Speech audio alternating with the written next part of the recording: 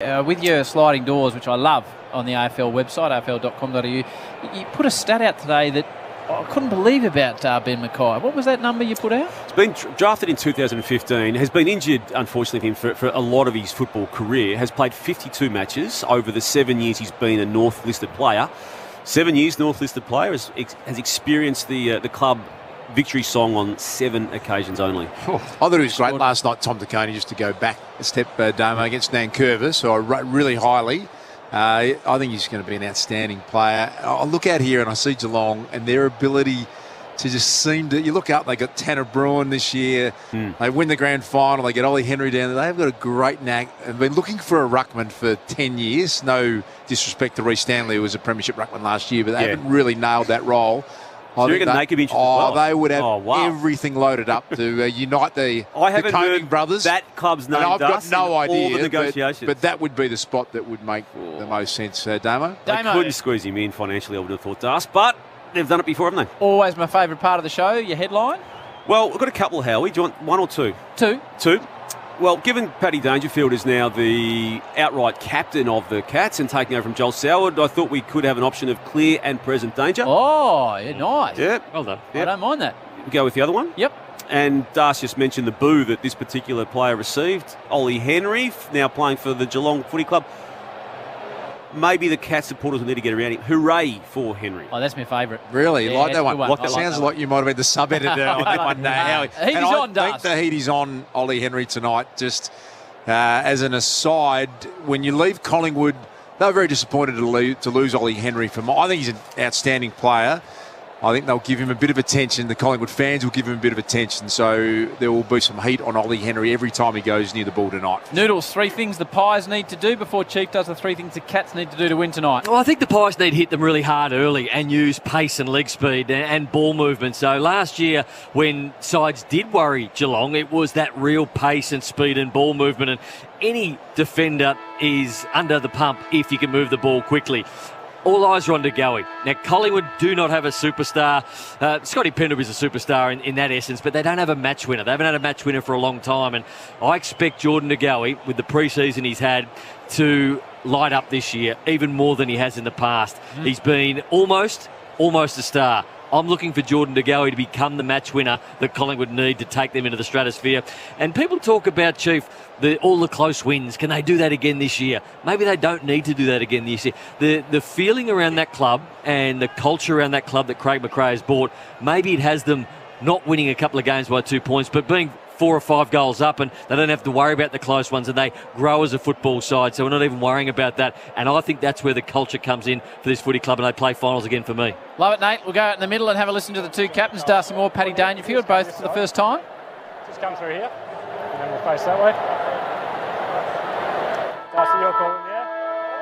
Are you ready? Tails is the call, heads it is. Thanks, guys. All the best. Paddy's won the toss. He'll kick to the left of the radio dial. The punt road in. Chief. Nice little exchange between Danger and Darcy Moore as well. Just a little bit of a chuckle as new captains. For me, the Cats need to start well. They want to show everyone that there's no hangover from last year. They've had a good pre-season. Start well and assert themselves early. I think in the absence of Joel Selwood, get behind Paddy Dangerfield, his leadership, and make it look like it's a seamless transition. And the other thing I think they need to do is just continue to share the load. I mean, what can we say about the Cats? They're there every year doing the same thing all the time because it works and because they're really good at it. And I don't expect anything to change. That is the Chief and Nate. We're just about set to go here. 4 field umpires. You saw it last night. Any effect? 0 effect? What do we think? Didn't notice, Howie. Good. It was, as you would hope, I'm a big fan of having the extra umpire out there. We get the situation where we can get the best umpires doing 2 games a week, which is a good thing. How good is this? 88,000 here last night.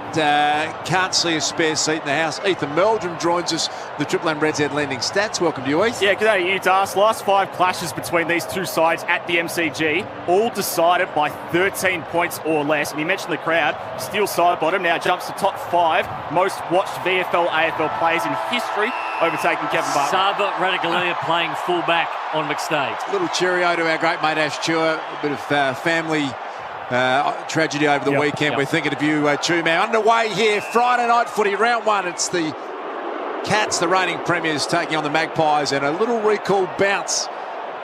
There's a bit of a take the air out of your sails start. They toss it up.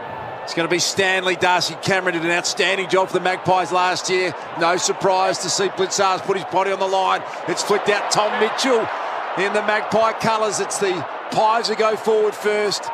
Getting back, Zach Guthrie. Played in the premiership with his brother Cam last year. Max Holmes down the line. Jeremy Cameron, All-Australian best and fairest win. Here's another All-Australian from last year. Stengel. Kick was a little awkward, getting back Quainer. And now Noble, hug it in the air, coughed it up. First goal coming up, Zach Tui, the Irishman who played his 250th game in the grand final on St Patrick's Day. Today is it St Patrick's Day? Happy St Patrick's Day, Zach. He kicked the first goal of Friday night footy, and that is all on the Triple M Beacon Trade scoreboard. What about that? Well, it's a great start for the Cats, and for that man there, Zach Tui. Gee, they had some numbers forward, the Cats. Stengel missed a target. It was all lights on. I think it was Danger that had pushed forward into the pocket, and they had a couple of them trying to intercept that kick from Quainus,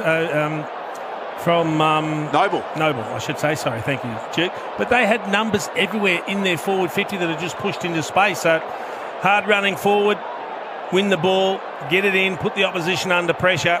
It's given the Pies something to think about. Sneaks up in you during the huddle, but by gee, there's a big crowd here. And they're still coming in, Heath. It's Two-Man's area, but this is an 85-pluser? Yeah, high tide line. It'd be at high 80s, I would have thought. De Goey in the middle, can't get hands on the ball. Pushed out the back, Mitchell, another extraction to the younger Dacos, who gives it to the older Dacos. That's Nick to Josh, back to Josh from Noble. Squeezes one down the outer side, and it's good. Hits Myercheck on a long lead. Be interested to see when McStay gets himself involved. They drive it down deep now. Radagalia's got his name on it. He's a big presence down there, as Nate said. He's hanging around the back line. And full back, he read it really well. He came from off his man, which is McStay, the first gamer for Collingwood. Read it better than anybody. And the big thing about it, he went up and took the mark. A lot of defenders will go up and try and clear the area with a punch, but he backed himself in. A lot of interest elsewhere. Sava Radagalia decided to stay at the Cats. Is Maynard, speaking of All-Australians, Braden Maynard received his first All-Australian jumper last year. Had an outstanding season. Changed numbers in the number 4. Going to send the Pies deep back into attack. A little bit of a shank of a kick. And a good launch at that. Jamie Elliott came from nowhere. The little man with a big grab. Pound for pound, I think he's the best overhead mark for his size in the competition, Jamie Elliott. What he can do, he can mark it on his chest, he can get off his opponent, but then he can jump in from the side, and he has got a strong pair of dukes on him, as we see that Harvey Norman replay of Radagalia, but this mark from Elliott was something else. We know that he's capable of kicking a big goal. We saw him break Carlton's hearts, round 23. He kicked the winner. Kicked that one after the siren as well. You remember in round 19 against the Bombers. So no problems for Jamie Elliott on the big stage. That was a little fade. Stayed to the near side. A minor score, the first score for the Magpies. They're one behind. The Cats are 1 straight 6. That's the Triple M Beacon Trade scoreboard, supporting tradies, over 120 stores, a wide range of lighting, electrical products, and expert trade teams who offer the best services, making every tradie's job easier. Stewart plays on, drives to the outer side. Reece Stanley's got his hands on it, can't bring it down. Holmes, unlucky in the grand final last year. He'll get a free kick, will Maxi boy. Yeah, you just suspect he's going to have a big year, Howie. Yeah, the heartbreak last year. He drives it forward to Blitzars. He's got so many options running forward to the footy at the moment. The Blitz gives it back to Holmes. Hits 50 to low, piercing ball to Cameron. Well played, Darcy Moore. Taps it down to Tui. Surely can't kick 2. The crowd tells you he has. Zach's got the 2 for the Cats. And they're away 2 straight 12, the reigning premiers. 1 behind the Pies. Zach Tui will get the stats shortly for Red Z. The most goals he's kicked in a game, but he's got 2 from 2 here. Tell you what he's doing, Grant. He's covering some ground. He is. Well, he was standing on the mark up here when Jamie Elliott had that set shot at goal, and he's working either wing, so he's playing on this wing at the moment. But there's a couple of signs for Collingwood that the ball's just travelling far too easy from one end to the other. And you mentioned it in the first goal, Chief. They were lining up. There was 3 there that could have kicked that first goal, but there was at least 3 or 4 out on this occasion they could have given it to as well. It was a scrappy goal in the end, and he had to rove it perfectly. But Craig McRae got a few things to think about, because he would, watching his first 5 minutes, going, this isn't the way we play. We don't allow sides this much room. We are a tackling, hard-nosed side who don't allow run and carry. Yeah, Red Z Lending, Zach Tui, career high 3 goals. Hasn't kicked 3 for Geelong before as well. That came in his Carlton days. Here come the Pies out of the centre. Taylor Adams, he crafted that kick well to Tom Mitchell. Just pulled it late. Mitchell 35 metres out directly in front. And without being unkind, Chief, this is right on his distance. Well, look, he should make the distance comfortably, but certainly this is an aspect of his game that if he wants to have a big impact for the Pies, he's got to make sure he nails. When you get these opportunities, 40 out directly in front, you've got to take them. One of the best ball winners we've ever seen in the game, Tom Mitchell. Directly in front. They need the reply, and he caressed it through, and they come from everywhere. Look at them get around Tom Mitchell. Every player on the ground. Darcy Moore's run 180 metres to get to him. That's a great sign, a great spirit. The Magpies and the Brownlow medalist Tom Mitchell in his first game in the famous black and white stripes. It suits him too. You know, some players, they get a new jumping like, it looks like he's been in for 100 games. Black, isn't it? Tom Mitchell, well done to him. First goal for the Pies, 1-1-7. That's Collingwood 2 straight 12. Geelong, Triple M Beacon Trade scoreboard. Actually quite a competent kick, Tom Mitchell. It's just the fact that we see him so often get the ball in a pack situation and just have to cart it forward. So when he's got the time to deliver and use the football, he's actually a very good economical kick. And it was nice eyes from Taylor Adams who got it to him. So sometimes you can blast from that 55-60 region, but just had to chip it over the player in front of him. And it was a nice play. Pendlebury starting in the middle, Nate. I don't know if he has it the other bounces. Is he half back? Is he on the ball? What's he up to? This is the first time. Just came on. Cameron. Thanks, Chieftain. There's Bruin. First time we've seen him for the Cats. Tanner Bruin, the former Giant, drives it forward. Really well marked in defence, going back with a flight by Nath Murphy. Gutsy player. He's got it at true centre half back. I want to talk about the turf at the MCG. It looks good, even after the game from last night. Sends it to the outer side. He's got the fly, Hoskin Elliott. Down to Josh Dacos to go. He clever tap looking for Pendlebury. Some footy IQ there. Somehow they get it back to Hoskin Elliott. That was wonderful. He spirals the ball forward. Cameron. Front and centre is Adams. He's got to play a streak and pass. That's to go. Here's problems for the Cats. To go. He massages the ball forward. And he's hit Meyer check. 40 out, 10 in from the outer boundary. So early on, it just looks like the team that gets possession has the opportunity to score. There is so much movement out there, players running up and down the ground into space. If you control the football and use it well, you'll create scoring opportunities. The no-look hand pass from Pendlebury was an early highlight. Meyer check from about 46. Normally a good kick. That's a great kick. The Pies respond. They gave up the first 2, they snagged the next 2, and they lead at 2-1-13. The Cats 2 straight 12, Triple M Beacon Trade scoreboard, supporting tradies, 120 stores, a wide range of lighting and electrical products, and every expert trade team that sorts you out the best services, making every tradie's job easier. Well, he's going to be a player that benefits from Daniel McStay being in that forward half, Chief, because they're both very similar types. They're both around the same height, around the same weight. They lead up, they take a very good mark, but it's going to allow Brody Myercheck to just play a little bit higher. He's been around the goal square for a couple of years now, but he's got a big tank on him, Brody Myercheck. So the higher he can get up and empty out the forward line and then run back the way he did then is going to help out the Pies and open it up. We've got Nate Brown, we've got the Chief, Jason Dunstall. That's your Triple M Seabus Super special comments. Seabus Super making hard work pay off. The very best Howie in the back row. And they are in ripping form already. Nice start to this big game. We think there's 85,000 plus in the house at the MCG. Cats get it off the boot of Blitzarves forward, but Isaac Quainer, a very impressive player, took the mark, got it to Nick Dacos. And now Hoskin Elliott pushed up to the wing, not his best kick. He's turned it over on the AFL logo. Shane Warne stands side of the MCG. And this is Tanner Bruin. Very talented young man. Started his career at the GWS Giants. Grew up in the Geelong area. What a great inclusion he is to the superstar side. Gary Rowan, leg speed, he fell over. Hoskin Elliott's had a fair bit of action. A hurried kick, though, is going to be turned over. Zach Guthrie's got it. What a year he had last year, Heath. You'll have to go around the grounds to India for the first one day when we get a break in play. Aussies are batting. Sends it deep. Darcy Moore arrives on the scene. Fisted away. Nick Dacos, the tough man Maynard. Josh Dacos. Tom Hawkins gets up a little bit gingerly. Gee, that's a good kick. That's a brilliant kick, isn't it? What'd you see, boys? Just the kick from Dacos on the left foot. 50 metres. And it went absolutely barrel straight. Meyer check. Josh Dacos had plenty of it early. Now Mitchell, clever hand pass. Hoskin Elliott, they're running out of room on the outer side. Ball stays in.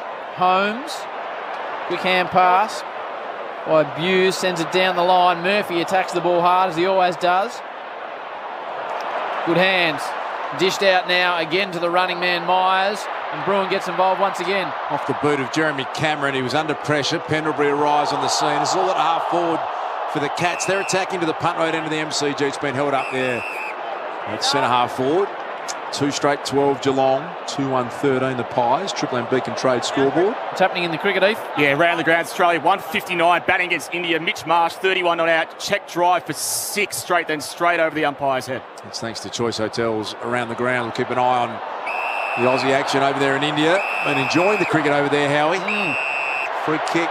It's been picked out on the wing. The players, it's that noisy here at the MCG that they haven't heard. It's going to come back to centre wing and might get down to Tommy Brown. Bob Jane T-Marks. Braden Maynard got a bit of blood streaming out of his head. Tommy? Does some blood on the back of his head. They'll patch that up fairly quickly, but he's just got a towel over at the back of it at the moment. There was some talk from Collingwood of up to 95,000 fans here. Okay, thank you, Tommy, for that. Bob Jane T-Marks. Stanley up and under ball. Blitzarves, Howe, fly.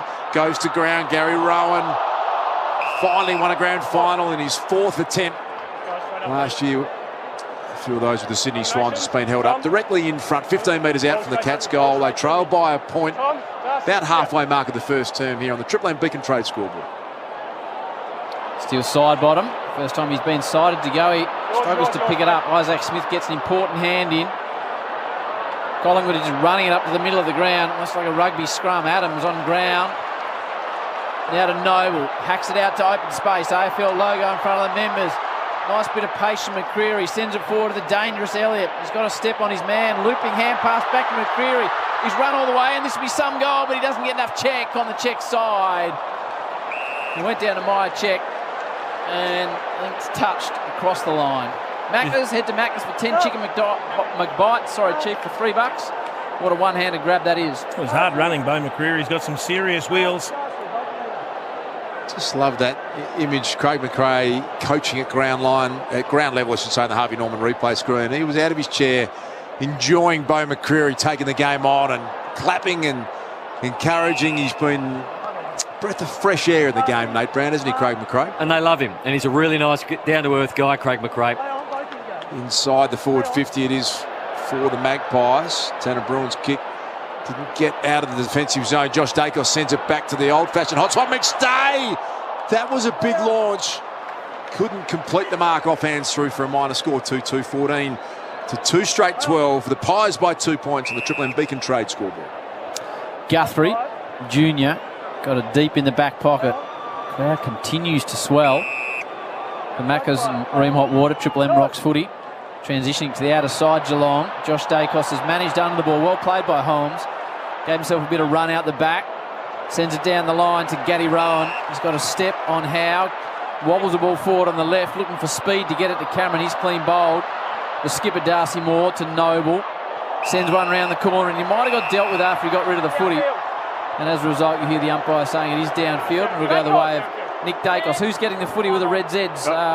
It's his brother at the moment, Josh Dacos, leading ball winner, 6 disposals. Red Z Lending, loans for the self-employed. REDZED.com, redzed.com. He butchered that last one going forward, Gary Rowan. They are taking aggressive positions, the Collingwood defence. Geelong players getting forward, getting goal side. Just needed a decent kick there, and they stroll in for an easy goal. Nice mark from Mark O'Connor. The other Irishman for the Cats came in and played in that premiership side. Max Holmes went out with a late injury. Pendlebury picks it up at half-back to De Goey, who looks fit and strong and healthy. He finds Hoskin Elliott, had a bit of it, Heath. Yeah, Hoskin Elliott, disposal number 5. Inside the 450, Meyer check. Couldn't complete it as well. Tui's got 2 goals and he looks super sharp. Game 2, 5-1 for Zach Tui. Sends it down the line. Turn that one over. Murphy on the wing. He's got it. Being good, centres it onto the AFL logo to Noble. Tries to open up in the middle of the ground. It's a beautiful kick, the side bottom. Sends the ball 20 metres forward. Beautifully picked up by Elliott on the half volley. Mitchell's run down behind. Bobby Hill will get a free kick for high. Now, umpire says play on. Duck called into by it. the umpire. Gee, it looked high though, but I'm with you, Nate. Hughes runs it out of defence. Would have been high if he hadn't ducked, but he did, and that's what cost him. Falls in the hands of Gary Rowan. He gets off Cameron.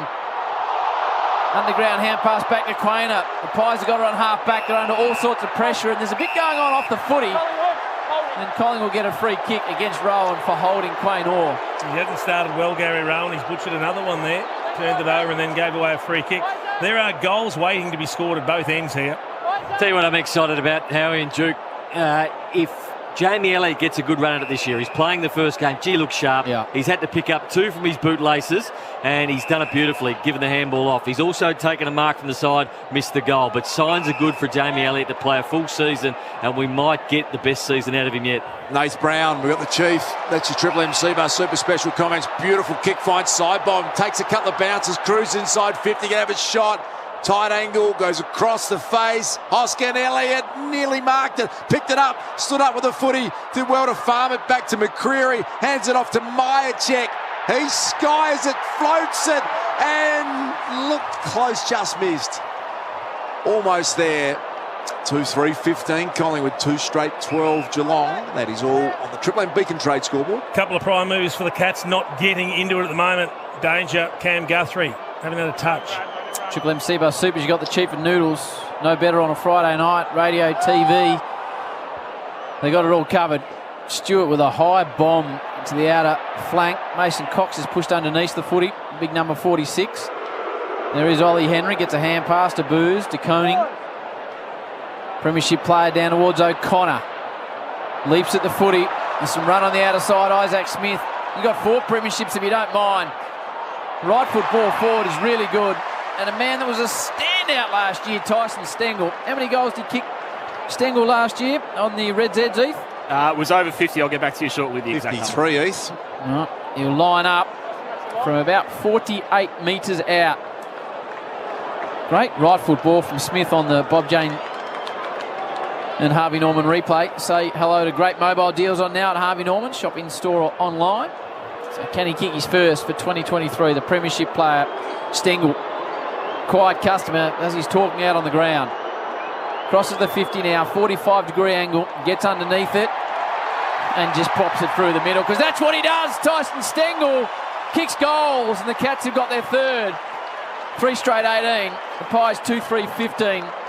8 to go first term. The Cats by 3 points. Triple M Beacon Trade scoreboard. Great finish. Yeah, it's a terrific finish. The goal umpire did not move once that ball left his boot, but you gave a wrap to Isaac Smith and thoroughly deserved, Howie. To see him hit that pass on the right foot on the run and hit the target, he's come a long way. When he started at the Hawks, he would have missed his foot trying to kick it right foot. I'm telling you right now, he has developed incredibly as a footballer over the years and just become one of the consummate professionals. Love the Tyson Stengel story. Was it discarded for a few off-field indiscretions? Turns up Geelong in his first year, and a lot of teams thought, maybe too difficult. All-Australian, 53 goals last year, premiership player. And they backed him in. Got to have some respect for that. What a beautiful scene it is over the MCG tonight. Orange sky, huge crowd in.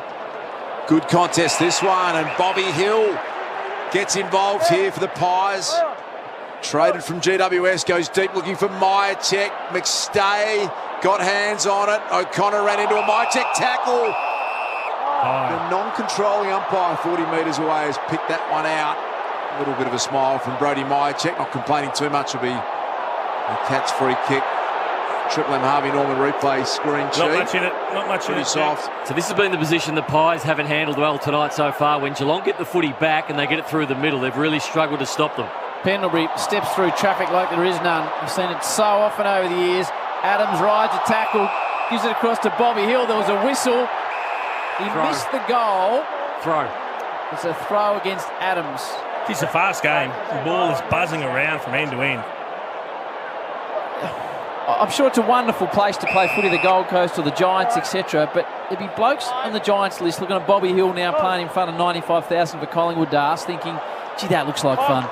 It's a very good point you make, Howie, isn't it? The draw of the big clubs to be here at this magnificent stadium and play on these massive games. It's A huge thing, great tackling effort. Bobby Hill again got hold of Cam Guthrie, play on the side bottom. Going to release McCreary, runs to 55, tried to pull the cricket across the body. Radaglia picked it up. Pendlebury's got him as he dragged it under. Scott Pendlebury was really good. A little bit of the rub of the green going the way of the Cats at the moment. They're 3 straight 18. Collingwood 2-3, 15 on the Triple M Beacon Trade scoreboard. Ball zipping around on a Friday night. Beautiful conditions. O'Connor driving right foot ball to the middle. Moore. Hawkins hasn't been a factor yet. Hasn't played much footy, the Hawk, without issue with a foot. Maynard sends it forward to Bobby Hill. Had a bit of it to Pendlebury within 45 on the left. Pendlebury to the square. Radaglia 1-2-3. Been good down there, your man, Asava Noodles. He has, and he's attacked the footy every time he's been near it. He got lucky with the one on the ground level, but he still attacked the football. Probably was a free kick. He dragged it in, but that's the second time he's jumped and he's backed his own aerial ability in, and he's marked it. Dan McStay would be a bit flat with himself, Chief. You want to make sure that it's a halved contest. He just hasn't been able to find the footy as of yet. The Brisbane Lion recruit to the Pies. McCreary. He's dropped the mark that was available to him. Tried to flick the handball over the top. Hoskin Elliott's been busy. Sweeping handball was a bit ambitious. He wanted Elliott, but this powerful Cats defence combined with Tanner Bruin, beautiful kick out to Graham Myers at half back for the Cats. Not sure why he didn't have a shot, Hoskin Elliott. 20 out in space. Pendlebury to Isaac Smith. This time a left foot sizzler inside, but Darcy Moore gets a fist on it, sends it across the line. Oh, bad news. Tom Stewart limping off. A very pronounced limp, walking very slowly from the ground. What's happening down there, Bob James style, Tommy Brown? So Tom Stewart is on the flank. He was down on the ground for the best part of about 20 seconds. The trainer's assisting him. He's hobbling off now. He'll get it assessed, but it's not abundantly clear what it is at the moment, but he does look sore. Oh, Jeremy Cameron, you can put your glasses down. He picked it up out of the boundaries throw-in on the left foot. The snap went straight through, and that is why that man is so dangerous. The All-Australian centre-half forward kicks the Cats' 4th goal. Their 4th straight 24. The Pies are 2-3-15. That's a Triple M Beacon Trade scoreboard. And we might just come back down, Tommy Brown, Bob Jane teammates. Tom Stewart hasn't gone to the interchange bench. He's gone straight off the ground, I believe. Straight to the ground and sort of partially consoled by teammates. He had a straight face. He didn't give much away, but he didn't look too pleased with the situation. Darcy, I'll give you an update as soon as I hear from Geelong. How many goals do the Cats get from Tom Hawkins Ruckworth in the forward 50, Brownie? He does an amazing job. He sets them up, and it was Jeremy Howe who didn't get arm across Jeremy Cameron. So Jeremy Cameron sets up on the boundary side of the pack with his left foot into the centre of the ground, and he just had a free run at it. You've just got to take his body and not allow him to get through to the other side of the pack. Then he just can't kick the goal. Brandon Parfitt and replay. Kinnis to the sub. Sorry, Chief. So we saw a little bit of a replay of Tom Stewart, maybe a calf. Atkins, Steve Smith giving out LBW. He's reviewed it, but looked pretty out. He reviews everything. Yeah, it was so out, Chief. Inside edge. He hit it, did he? Yep. Happy days. Noble sends it out towards the wing. Bouncing ball. Hughes, powerfully built operator, the former pole vaulter, takes on a tackle. He's not getting through there. So you're giving Smith not out, Nate? I am. Okay, Geelong are 4 straight. Collingwood are 2-3. 5 minutes to go, first term. McDonald's and Remont Water, Triple M Rocks footy. That's all on the Triple M Beacon Trade scoreboard. Here's Darcy. Right on centre wing here in front of the Triple M commentary box. MCC members side, free kick going the way of the Magpies. Choice Hotels around the grounds. We might get to East. What's happening over in India, please? Yeah, decision overturned. So Steve Smith is not out. 1 for 76. He's 22 not out. Mitch Marsh opening batting 39. Pies have mucked that one up on the wing. Coughed it up to break close. His kick was a little astray. Couldn't find Jeremy Cameron. Boundary throw in at 45 around from the Cats. Punt road end goal. They've got a 9-point lead with 4.5 remaining in this first term. The Chief, you had something... I was going to say, until he made a little error there to go, he started really well. He looks like he's going to have another big season. Ball spins back into play. Cox with the distinctive protective eyewear on. Dangerfield from an angle. 2 hands in the air for the skipper.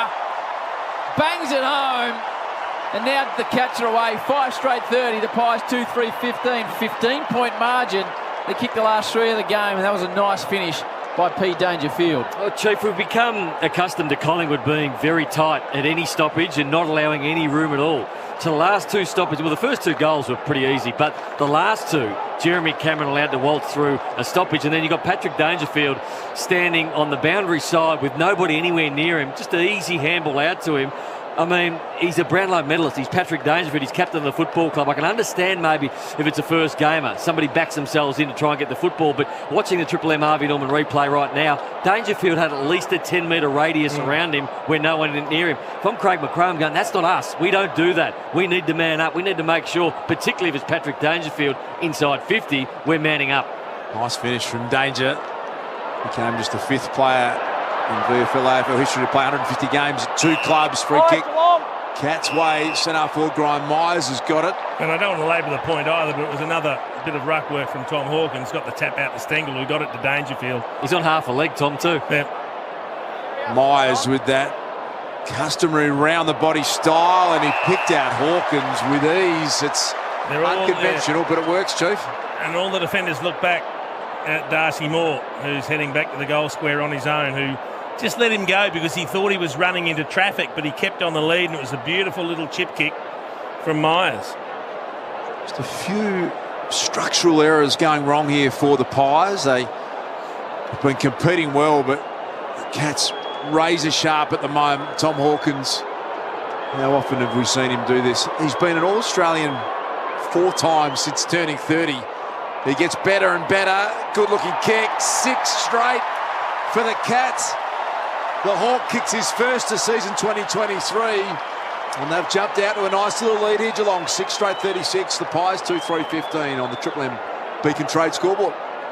I don't think there's a player that would graft the way Tom Hawkins does. So if you took him from the start of his career, and normally you get a spike and then you get really good in a certain period of your career, and then it starts to waver and come down a little bit towards the end. But I would have thought if you're looking at a graft, Chief, he started and it has been a steady rise every year, and he seems to have gotten better every year without a drop, without a dip, without a massive big spike. It's just been a steady improvement. Bob Jane T-Marts have a great buy 3, get 1 free deals plus instant cashback. Call their order online today. T&Cs apply. Tom Brown.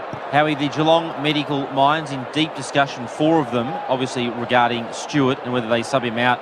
They're just working through that as we speak. So that's the old sub system we're going back to, Tommy. He gets subbed out and Parfitt comes straight in, yeah? It's tactical. It doesn't have to be medical. You could do it for any which reason you like. So in this instance, it'll be medical, but you could do it tactically if you wanted to. It doesn't matter. Good on you, Brownie. So 3:21 to go in the first term. Geelong have kicked 6 goals to 2 on the last 4 of the games to lead it by 21 points. Early concerns for the Pies, but by gee, they know how to stage a comeback. We saw that last year. I don't want to give too many goals to the Premiers. Josh Dacos to De Goey, just mungs it forward. Really well picked up by Atkins. O'Connor ducks out of trouble to Zach Guthrie. His kick is stymied across the boundary line. Nathan's favourite adjective. 2:59 to go first term. Cats by 21 points. Collingwood have got the opportunity deep in attack.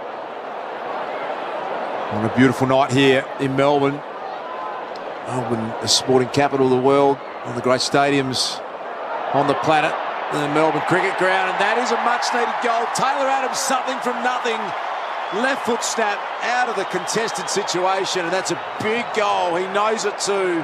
Pies desperately needed that one. That's their third, their 3-3-21. They trail the Cats 6 straight 36. It's all on the Triple M Beacon Trade scoreboard. Big Mason looked very happy with his own ruck work on that occasion. He got to the ball, he flipped it over the back, and it was almost like Mason kicked the goal himself the way he strutted back, but I must give it to him. It was a good tap over the back. He heard the voice and had to be a good finish. Taylor Adams did finish it, and they're close enough, the Pies. They're being completely outplayed. I mean, it's a 15-point margin, but right now they're completely outplayed. They needed that. Nate Brown, Jason Dunstall, Ethan Meldrum on the Reds' heads, and we've got Tommy Brown on the boundary alongside Luke Darcy as your call team on a Friday night. Tui kicked the first 2 goals of the match. Mitchell Myercheck replied, then Stengel, Cameron Dangerfield and Hawkins before Adams got the third for the Pies. Nice warm night, shorts and T-shirt and thongs weather at the MCG. Good for footy. The ball doesn't go anywhere in the middle. It's got to be 90,000 here, Darce, doesn't there? Must be too many spare seats. Feels like it. Stanley bashes it down to Bruin, who's done well in his first game for the Cats. Nick Dacos does well every game. Atkins, what a year he had. Takes on McStay. Didn't have prior opportunity. And half forward for Collingwood. Umpire separates them. 2:28 on the clock with the Cats leading at 6 straight to the Pies 3-3 by 15 points. Getting a touch restless, the Magpie Army. You can hear a little bit of the murmurings around. They're desperate for their side to notch up a win here, as you would expect. Taylor Adams will kick the last goals, got it 60 metres out on the boundary line right in front of the MCC members. Takes a bit of advantage of that man on the mark. Raw Radigalea has been big, but Mason Cox in front has taken a contested mark. And he's got the swagger going already, the big American. You thought the last one was a strut juke. Wait till he kicks this. Was there a bit of lip there afterwards from Big Mason? I think there was on Radigalea, and I think Big Asava needed to punch that one rather than fly from behind. I'm not sure Mason got his hands on it first, but man in front gets paid the mark, and he's normally a pretty good finisher. He's had a happy knack of taking contested marks and converting them. A really low burning kick. And he goes after Asava with some trash. The big American says, "Get out of my way, Asava." Some trash talking, some strut. Asava laughed and walked off. Yeah. Just wasn't interested at all. Big Meso gets involved. 4-3-27. Back-to-back goals for the Pies. They trail the Cats 6 straight 36. Triple M Beacon Trade scoreboard. What about that? Cracking first quarter. 10 goals to this point in time. And, well, he's got some character about him, mate, hasn't he? He doesn't mind strutting, lipping, doing a little bit of everything. Steve Smith walking off. Is he round the grounds for Choice Hotels, Steve? Yeah, it didn't add to his score. Caught behind for 22. 2 for 77, the Australians. 13 overs in. His ability to finish within 25 metres, Mason Cox. Not a long kick, but he's a very straight kick, Howie. He is. So, Bob Jane, Tom Stewart, Brownie, has he got a right knee bandage? What's happening? No, he looks relatively fine. There's no medical doctors with him at all. It looks like he might take part, but we don't know for sure just yet. He's sitting on the front row of the bench, which is a good sign so far. Yeah, that's good news. Good news. Cameron and Reece Stanley bounces away from Pendlebury. Blitzarves. What a player he is. Comes back to DeGoey. Right foot slider. Mason Cox fisted away by Guthrie. Tui gives it to Stanley, who just hacks it out of midair. Back to Nick Dacos, the skillful one. Elects to drive it long. Going to be a free kick to McStay. Radigalea had every part of his body restricting McStay, who will go back and kick his first goal for Collingwood from the square. He's had a wonderful start to the game, has the Sava Radigalea, but just in the last couple of moments he felt the pressure. He's got his arms around McStay. That's a clear free kick. The umpire picked it out. Jeez, he made a hash of that or so. He just tackled him. Taylor. It had to be a free. So McStay, good player for Brisbane. Can he become a great player for Collingwood? It'll be his first goal. They'll come from everywhere. McStay makes it 3 in a row for Collingwood now. And here come the Pies. Every single one of them get around Big D McStay and give him some black and white love. Collingwood back in at 5-3-33 in the blink of an eye. Geelong's 6 straight 36, the 21-point lead is snuck back to 3 points on the Triple M Beacon Trade scoreboard. That'll settle nerves for him, the first goal for Collingwood. It's actually his first kick in Collingwood colour, so he's played 33 minutes. He's been outmarked a couple of times. He would have been sitting there going, I need to get myself into the game. I need to do something. I haven't touched it for the entire first quarter. Now he gets a goal. Now he can go back. He can suck in the big ones. He can get to quarter time and go, okay, I'm in this game now. What are your expectations of him, Brownie, this year? I think similar to Brody Mychek, if you can compete, work, get up the ground, 2 goals a game, maybe around that 35 to 40 goal mark for the season, I'd be happy with that. Pushing the back, the Pies got the momentum. Tom Mitchell in and under. He's a specialist at that, as we know. Josh Dacos from the wing sends Collingwood an attack again. Radigalea flies. Ground ball to be won to Koning back there. Coughed up the handball. Big Darcy Cameron involved. Ripped out of his hands by Guthrie. That was Cam Guthrie.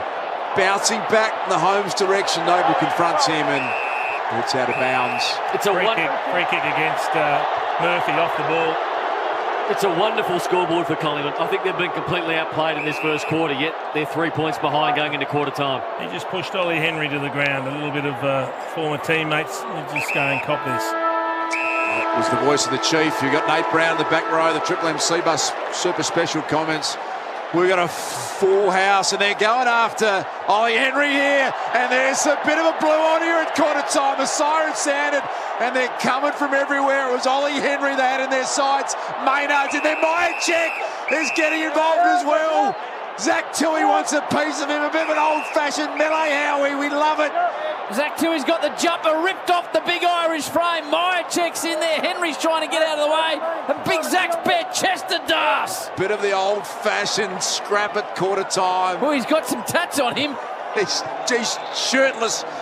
There's the big Irishman Tui on St Patrick's Day, and the umpires are just saying, hey, calm down and clear out. Still going, still side bottom wants to get involved. Oh, nice. It's taken a bit of work to get either side separated. Tom Brown for Bob Jane team, Arts ground level. What happened down there, Tommy? The melee was fairly moderate, although Hawkins and obviously Tui and a few others got involved. DeGoey thought better of it, which I think was sensible given the sort of criticism he would have got. Off to the side, it was interesting. Stewart did a mini fitness test. He was having no part of it, and I must say looked like he was hobbling. So I'd be surprised if he continues, but we'll find out soon. Good on you, Tommy. Bob Jane Team Arts bringing you Tom Brown and all the latest news. Quarter time, brilliant start to Friday night footy. Round one, it is Geelong and the Pies. 3-point lead to the Cats there. 6 straight, Collingwood 5-3 for McDonald's and Ream Hot Water. Triple M rocks footy. That quarter for Beacon Trade, supporting tradies with over 120 stores, a wide range of lighting and electrical products, and expert trade teams who offer the best services, making every tradie's job easier. For McDonald's, Triple M rocks footy. Head to Macca's for 10 chicken McBites for just $3. What a one-handed grab.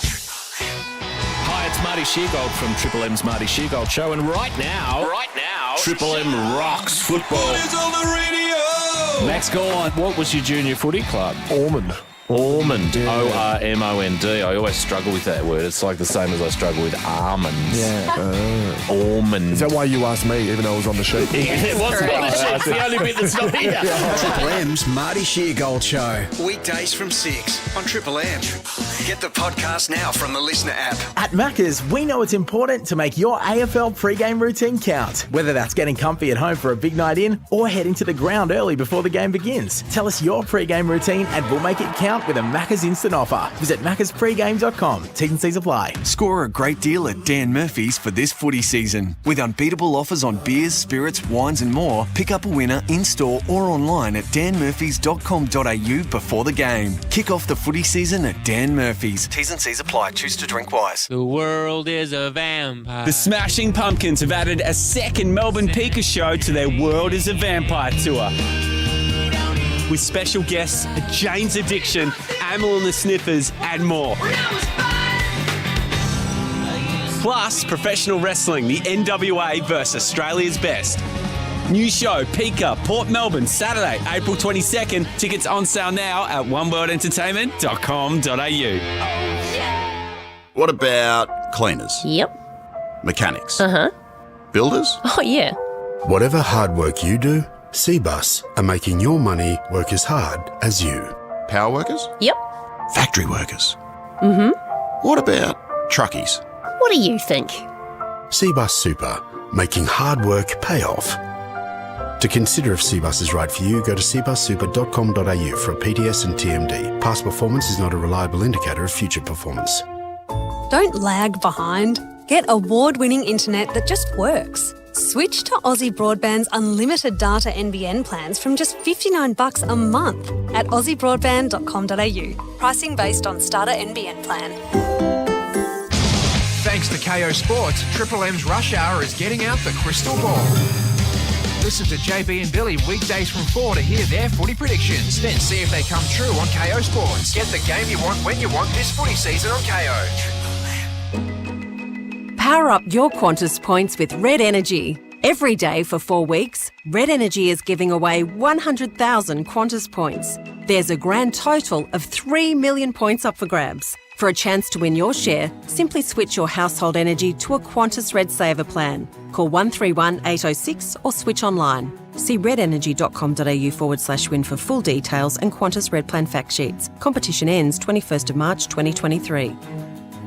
Purchase a new Volvo XC60 before 30th of March and receive complimentary scheduled servicing for 5 years or 75,000 kilometers, whichever occurs first. Excludes XC60 recharge. Visit your local Volvo retailer today. T's and C's and exclusions at volvocars.com.au. Volvo. Hi, Australian Athletics champion Matt Denny here. Coles are the proud partner of Grassroots Little Athletics. Since 2018, Coles has donated over $2.2 million in sports equipment grants to grassroots Little Athletics clubs and centres. Coles, value the Australian way. Shut up! The footy's on the radio!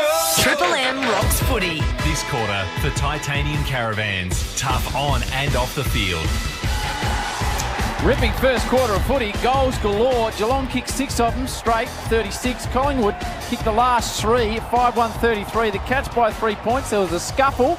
The Australians are 2 for 90 off not too many overs. Mitchy Marsh is out in the middle with Labuschagne. But more extraordinary than all that, Chief, is our man Das got some food personally delivered by the MCC staff in the break. It's extraordinary, isn't it? Made to order sandwiches, delivered on a plate, carefully packaged, just for Duke. Unbelievable. I don't know what's going on. Bob Jane, Tommy Brown, Tommy Stewart. Yeah, we have a sub. Parfitt will come on for Stewart. Stewart now on the back of the bench. Obviously resigned to the fact that he's got some type of injury. Parfitt will come on. So he's got a right knee bandage, Tommy, which he didn't have at the start of the game. So that's a concern for the Cats. Thanks to Tommy. Bob Jane T-Marts have great buy 3, get 1 free deals plus instant cashback. Call or order online today. T&Cs apply. Darcy, continue to get into that magnificent looking sandwich, and we'll get back in the middle here. Parfitt comes on. Away we go, second term. Hopefully it replicates the first, which was fantastic. To go, he tries to burst through. Australia is 2 for 91. Labuschagne 7, Marsh is 47 off 43. And Head and Smith, the dismissed batsman, and that's off just 15 overs, the Aussies. At ground level, comes out to Dacos. Nick, clever tap from DeGoey. Down to Hoskin Elliott. He kicks to space to Zach Tui, who kicked the first 2 of the match. Now O'Connor. Driving ball forward. Nathan Murphy's in front position, and Gaddy Rowan spoils it across the line with the Cats in attack. Half forward, member side. Big crowd in the MCG. Almost hard to see a spare seat on a beautiful night in Melbourne. 88,000 here last night to see a draw first up, and this one feels like it's up a couple of notches on last night already. Hoskin Elliott's been good, hacked it forward. McCreery intelligently over his head, but De Koning read it ahead of everyone else, got it to Jeremy Cameron, steps back into the corridor, just glides across the turf. Jeremy Cameron, free kick off the ball here. Are they saying too far? High contact, High free contact, kick. okay. Chief, I would pick that up, did you know? Didn't see it. A high shepherd, perhaps. Must be. Have a look at the Harvey Norman replay here. Radaglia. Just silly. Almost tackled him unnecessarily. Elliott over the top of his head. Here's McCreery. Punt Rodan, centering kick was really clever. Adams couldn't juggle the mark. Went back, picked it up. Got it to Pendlebury. Look at the class of Pendlebury. Bending it, snapping it, and scoring. The Pies are in front. They've kicked the last 4 goals of the game. And one of their all-time greats, Scotty Pendlebury, kicks his first. They go to 6-3. Geelong are 6 straight. That is all on the Triple M Titanium Caravan scoreboard. He's just a marvel, isn't he, Scott Pendlebury? It's not an easy thing to do, and he made it look so easy, like he does everything. So he's about 40 to 42 metres out. He received the handball, and he was flat-footed. He had an option to his right that he could have gone to, but then to get the power on a snap from an angle and on 40 to 42 out, you need to hit it perfectly. You need it flush, and that's exactly what he did. Well done to McCreery, bring the ball back into the field of play. But have a look at this. Flat-footed, has to kick it from a standing start, and the purchase was just perfect. I thought you were talking about his age for a moment, 40 to 42. He looks like he could play till he's 40. He just keeps gliding across the turf, and he has such great awareness and balance that he never gets caught. Back in the middle we go.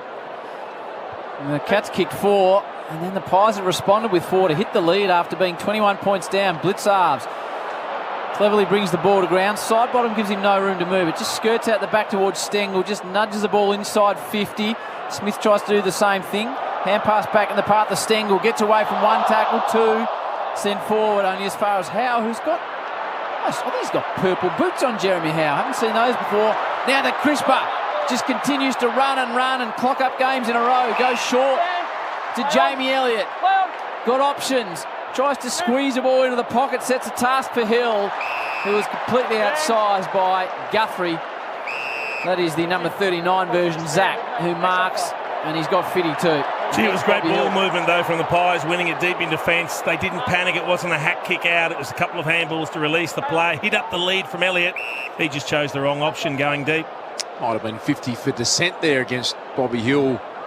Looked like, from my vantage point, Zach Guthrie advanced to the centre of the MCG. Long bomb to centre forward. Darcy Cameron back there.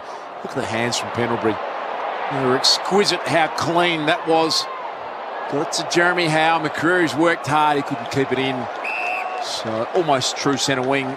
MCC member side of boundary throwing. 6 straight, 36 Geelong. 6-3, 39 the Pies. Look at Pendlebury there, Nate. Unbelievable, isn't it? And you've got Jordan Nagawi, who positions himself in the centre of every boundary throw-in and gets the A1 position in front of everybody. Cameron. As far as Cam Guthrie, he's sporting a very different look with all his dreadlocks shaved off. Is that new this season? He had the dreadlocks when they won the flag, didn't he, Dave? Did. Struggled to figure out who it was there for a moment. Trying to curb Degoe's influence at the moment, but not having a lot of luck. He is on fire, Jordan Degoe. He's got himself super fit. You can just see how fit he is and how hard he's working. Dangerfield's done for deliberate, well, not deliberate, I should say, lack of intent to keep the ball in play from a hand pass. So a free kick to the Pies right in front of Tommy Brown for Bob Jane. Bob Jane teammates have buy 3, get 1 free deals plus instant cashback. Call or order online today. T&Cs apply. Collingwood just chipping the ball across the half-back line through the hands of Dacos. Now Pendlebury, what are his numbers, Heath? Scott Pendlebury, 9 disposals, 5 tackles as well, more than double anyone else on the ground. What a player he is. Shorts it to Bobby Hill, who's had a bit of the footy as well. In fact, that was Nick Dacos to Josh Dacos. Plays on with a centering ball, just lobs it inside 50. Big spoil from behind by Zach Guthrie. Elliott at ground level. And as far as blitzarves, all the headbands combined. De Koning was one of them. Collingwood player sprawled on the ground, but it's Stengel now who's got room. It's a tough kick. He's got to work his way through it, and he does well. He waited for Cameron to lead up to him, Chief, and as a forward, that would have made you smile. Well, it was Jeremy Cameron, Howie, you said that there's a Collingwood player on the ground. That was Isaac Quainer, so they were running down towards the forward half of the ground. Jeremy Cameron just put the hip into him, knocked him over, knocked him off balance, and he kept running past him. 50 for Mitch Marsh, 53 off 51. Labuschagne 8, Australia 2 for 98 off 16.3. Cameron, he'll kick from 50, member side, about 6 metres in. It'll take a good kick. This man is a beautiful kick. He is a wonderful kick of the footy, and it smashes into the post about a metre from the top. First blemish for the Cats, they're 6-1. The Pies, who've kicked the last 4 of the affair, are 6-3 to lead it by 2 points on the Triple M Titanium Caravan scoreboard. Titanium Caravans, tough on and off the field. You want yourself a caravan, Dash. Our boys and girls at Titanium will sort you right out. Great to have the team at Titanium Caravans rocking footy with us on Triple M. And we're enjoying this contest here so far on a Friday night. Will Hoskin Elliott's been good, Heath. Yeah, and it's disposal number 12 now as well. 210 metres gain, most for the Pies. Would like to take that one back. He's turned it over to Grime Myers. He hands it off to Isaac Smith. Hawkins just labouring a bit after that one. Maynard was able to get back. Defend. Chief is suggesting they're going to pay it. Yes. You see the umpires talking about it. He just slapped it over the boundary. It's opened the opportunity up for Tom Hawkins. Maynard pleading his case, suggesting that it was in the defensive action, but didn't have any intent to keep it in. Hawkins tucked up on the boundary line, left forward pocket at the city end of the MCG. So he's going to shape in the Stevie J fashion and go the right foot bend. And Nate, can he kick it from here? Absolutely he can. Got to strike it perfect when you're kicking it from this far out around the corner. It's almost a 40-metre snap. That's a beautiful kick. How good was that, Chief? Chief called it. It didn't have margin for error. And he struck that superbly, Tom Hawkins, and he loves it. Like he's kicked his first goal ever. He enjoyed every bit of it. Cats go to 7-1-43. They get the lead back, 6-3-39, the Pies. On the Triple M Titanium Caravan scoreboard. Titanium Caravans tough on and off the field. Well, the thing is, when you're kicking around the corner from 40 metres or further, you've got to kick the ball very close to the belly, very close to the middle of the ball to get it to carry that distance. Because if you kick it too close to the edge of the football, it'll miss on the narrow side. So he was able to strike that perfectly, made it look very, very easy. And that all came about because of a turnover. Just centering the ball at defensive side of the wing. The Pies turned it over. And I can see why they paid the deliberate against Maynard, because the ball had bounced. He wasn't tapping a marking contest out. It had bounced and he tapped it out. Triple M Seabus Super making hard work pay off. 12.54 Chief. He'll tell you how to kick the goals, and Noodles as well. The dominant force. The ball doesn't go anywhere in the middle. He's looked every bit of his age tonight, Tom Hawkins. He's hobbling around, yet he's kicked 2 goals and he's set up 3 for his ruck work. So 5 of the 7 Geelong goals so far has come to Tom Hawkins. If you watched him just run around tonight, you'd think, how does he get near the footy? Parfitt subbed on for Stewart with a knee issue. To Isaac Smith with his 4 flags. Sends it forward to Isaac Quaynor, who fists away from Jeremy Cameron. There's a magpie out on the ground. An actual bird needs to get out of the way. Free kick. Cameron sends it forward to Myers. Sure, he'd be comfortable having a shot from here. He'd have to kick from 50. Dishes off by hand to Max Holmes, who drives a long, high, sweet ball forward. Maxi with 2 arms in the air. What a finish that was. Carried it easy from Fitty. And now the Cats have got 2 on the bounce. 8-1-49 to the Pies, 6-3-39. 14 and a half to go second term. Triple M Titanium's Caravan scoreboard. It's really good game sense, wasn't it, from Myers? There's a lot of players in the AFL, Chief, who try and out-kick their ability. And I think you've said it before that you can kick 50 metres. You're not going to miraculously kick 56 or 57 when you do it, and you need to. So he realised he couldn't kick that. He looked up, there was no one there to give it. So he instinctively just gave it off to a player in a better position. It's amazing how many players would try and take that shot. Back-to-back goals for the Cats. 10-point margin in favour of Geelong. All on the Triple M Titanium Caravan scoreboard. We'll head back to the centre. Mason Cox going to take this ruck tap. Blitz halves having a turn in the ruck for the Cats. Big Maso followed up his own work nicely. Won the centre clearance of his own boot. Myercheck. Nice timely fist from Radaglia. Adams surrounded by Cats. Did pretty well. Got it back to Josh Dacos. He's got Billy Elliott in the pocket and launches and marks right on the boundary line. It's about a 48-metre kick. The Dom Sheed part of the MCG and that famous grand final winning goal. There's a better field kick in the AFL than Josh Dacos. I can't think of it right now. He is exquisite every time he gets the ball. Become one of the premier wingmen in the game, hasn't he, Josh Dacos? So much focus on younger brother Nick, but Josh, an outstanding player. He's going to take some kicking here from Jamie Elliott. Have to get a bit of left to right bend on the drop punt. He started it way wide. Tried to overkick it, put it straight out of bounds on the full. 13 and a half minutes remaining in this first half. It is a 10-point lead to the Cats. What are you liking on the Reds' Eds, Heath, baby? Yeah, both the Dacos boys performing very well. Nick Dacos leading ball winner, 14 disposals. Josh up to 11, 4 inside 50s. Koning just tripped himself over and now he's limping.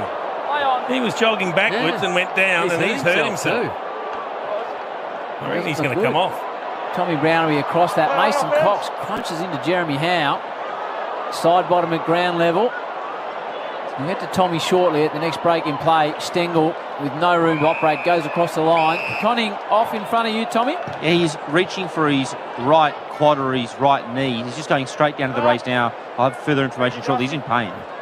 It was bizarre. I was actually watching him at the time. He was just jogging backwards to make space and fell over backwards. So Blitzarves drops into the ruck beside Cameron. Isaac Smith's really well caught by Bobby Hill. That's what he can bring. Pressure forward to centre. Umpire was blindsided and thought he dropped it, but he actually got a handball on it. Bobby Hill kicking half from home. Called to play now. Nice drop punt. Covers 50 metres down towards Big Meso. Radaglia. He's still attempting to mark them down there, Asava. And it comes to ground. With the score 8-1 to 6-3. Cats lead it by 10 points after it was a 3-point lead to Geelong at the quarter time break. Free kick going the way of Darcy Cameron. Caught one high against the Blitz. And Darcy will line up from about 25 with no great angle and should kick it. What's happening in the cricket round the grounds? Mitch Marsh has just deposited a fourth 6 of his innings. He's 75 not out off Kuldeep Yadav straight over mid-wicket. This is good for the World Cup, Chief, if Big Mitchie can open the batting. He's come a long way, hasn't he, the last couple of years?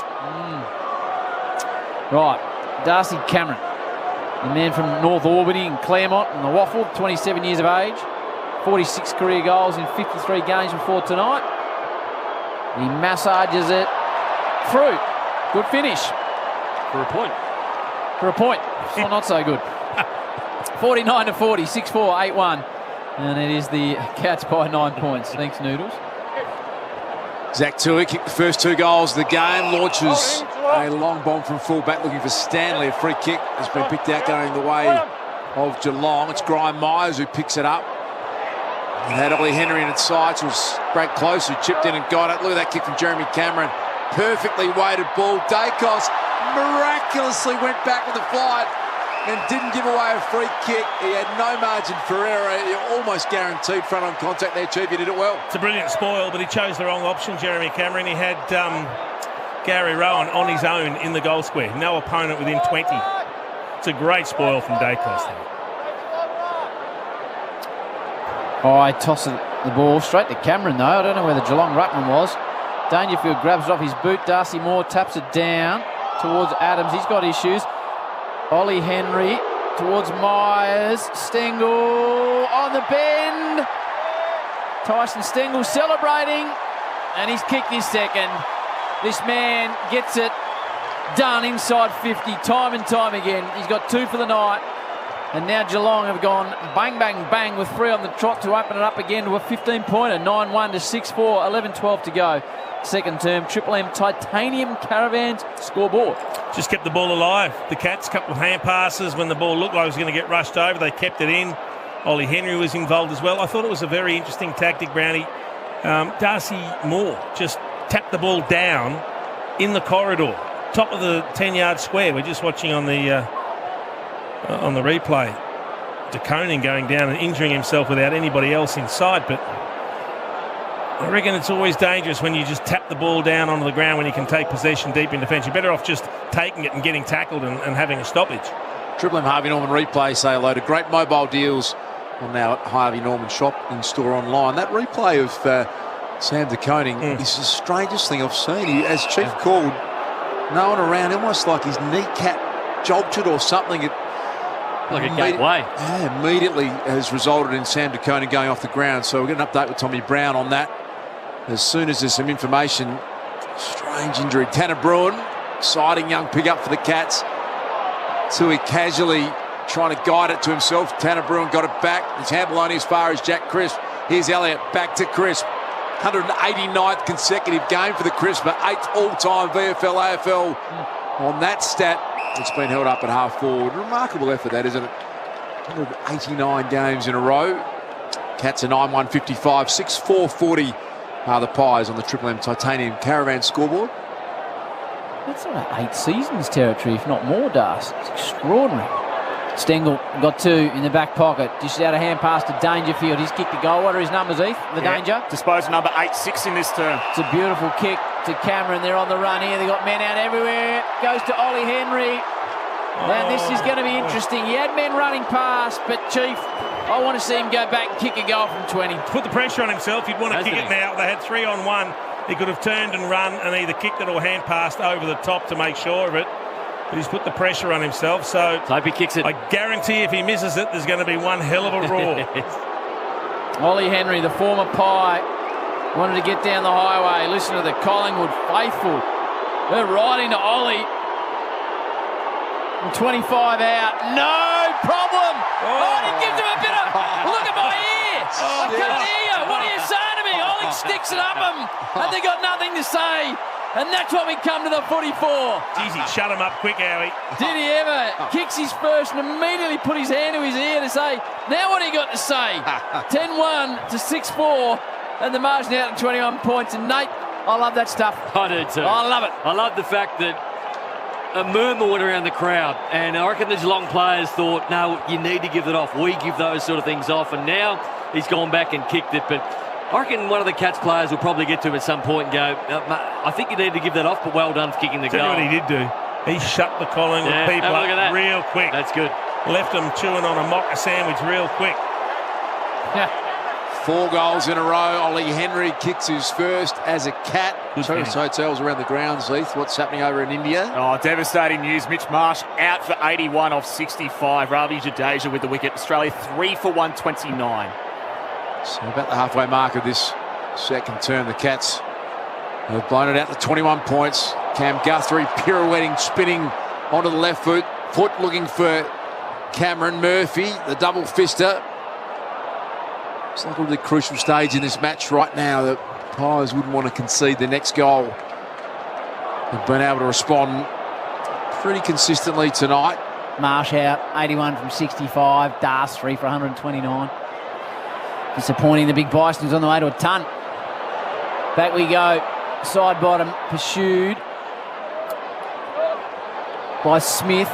Noble tries to hit a pinpoint pass to Meyer. Check. Spills out of his hands to Tui, centre wing. Nick Dacos loops back a 20-metre hand pass. Now Howe in the purple boot drives it to half forward. Good mark and contest. Well done, Myercheck was strong in the air. He's got Big Meso forward to the ball. He's got a short option out and it's cut off by Dangerfield. He dropped one he would have normally taken. Opens the door for Adams. Tui busted off the footy. Underground to O'Connor, working hard in defence and working well, the Cats. Got all the answers at the moment. Geelong down the line. The little man close flew, but the bigger man, Darcy Cameron. What are the Goey's numbers this quarter, Heath? Jordan De Goey had 10 in the first, statless this quarter. Halfback Noble's got it. The Cats, very organised team, always folding back. Everyone knows their role, and the Pies have got to think their way through it. Maynard goes short, back to Noble. This is right on the wing, interchange race side. Noble now signalling that he's going to go long down the line. Can they get a contested mark? Cox, Myerchecker there. Spills back to Danger, who goes the standing start barrel. It's a bit of a mung. Ended up being a pretty awkward one, though, for Maynard, who dropped the chest mark. Time to go back and pick it up, and he finds Will Hoskin-Elliott, centre wing. Number 32 gives it to his mate Noble in number 9. He drops the ball 40 metres into the pocket. Radagalear's in possession, but Big Meso! Oh, I thought he held it. Umpire He's paid it. Has paid it. So he's tightened the pocket. He's trying to improve the angle. If he kicks this, we will see some real strut. Meso's trying to tell the umpire where he marked it. It's a good grab. He's been on tonight, the big man. What's he like round the corner, Brownie? I don't think I've ever seen him go around the corner, Chief. You'll have to kick it from 25. 3 Geelong players are going to rush at him. Big Meso hits it sweetly. Look at that. Oh, Meso turns to the crowd. Celebrates. That is your top shelfer from the man out of Texas. I like him. He's kicked 2. Great for the game. Geelong 10-1-61. Collingwood 7-4-46. 15-point margin. Henry going at the crowd. Mason Cox bumping into blokes. We come here to see entertainment, Nate. We have, and we've got it. 17 goals in the first half has been brilliant. It's been great football.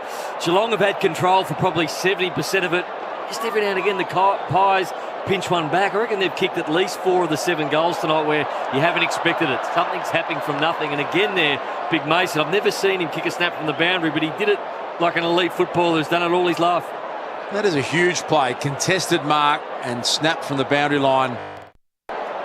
Difficult kick, and he made it look easy. The big 7-foot American. He blew a kiss to the crowd. Then the tiger claws, or whatever. I don't know what that's meant to be. That's weird. Pendlebury soccers it forward. Important goal that was for Collingwood. Tom Mitchell, beautiful hands. Got it back to Taylor Adams. De Goey fighting hard, but coming the other way, O'Connor. To Reece Stanley. Cam Guthrie's kick under pressure. Up and under Noble. Holmes was good for the Cats. Surged it forward. Nicely taken by Howe. It's a high-quality game, this one. McCreary at half forward. Thought his way through the kick and found it nicely to Adams. Cox wants it. He says, I've got the hot hand. Kick it to me, Big Meso. Instead, he goes in the Myercheck direction off hands. Cats defence were able to clean it up, and it lands in the lap of Jeremy Cameron. Have to slow things down. There's not much forward of the footy. Puts it out in front of Stengel. He'll have to come back because there's no one there. Shows a clean pair of heels to Quaynor and does really well to hit Isaac Smith. Gee, thought his way through that well. Smith's got options forward now. Darcy Moore falls over. Henry! Oh, run down from behind! And now Darcy Moore's giving it to him! 60,000 Pie fans are saying, Ollie, you might have got a touch carried away. Oh, it was sort of Nick Rewald, Heath Shaw material. Are we seeing some drama here tonight? That was ridiculous. That was just arrogance. He thought he'd stroll in. He didn't know anyone was there. Give it to the Collingwood people again. He should have either hand passed it to a teammate in the goal square or kicked it, and he just tried to just really push it into everybody's face. That's the learned a valuable lesson. Karma bus. 100%. No, don't stop the bloke giving it to the opposition. I'm not stopping. I'm just saying, Howie, that was... He'd given it a good mark. Gary Rowan contested mark. Big pack mark. It's like we're watching a highlights package. Sensational stuff everywhere. That was a good mark. Darcy Moore, a little shake of the head. They came up with a big play on Ollie Henry. So look at the Harvey Norman replay. That's a good grab from Gary Rowan. 15-metre shot on the angle, but very kickable from here. Gary Rowan opens the space and has just snuck that through. It was a bit of a near-run thing, but the Cats get the quick reply. They're 11-1-67, 7-4-46. Collingwood on the Triple M Titanium Caravan scoreboard. So I reckon Craig McRae at the moment would be looking, and every time Geelong go forward, it seems like Jeremy Cameron's got 50 metres of space on his own. I know they're pushing up, and they're pushing up a long way. They're playing very assertive at the moment, but when the ball pops out, Jeremy Cameron's the most dangerous player on the field because he's getting the ball 70 metres out, and you think of the opportunities Geelong have had all this quarter.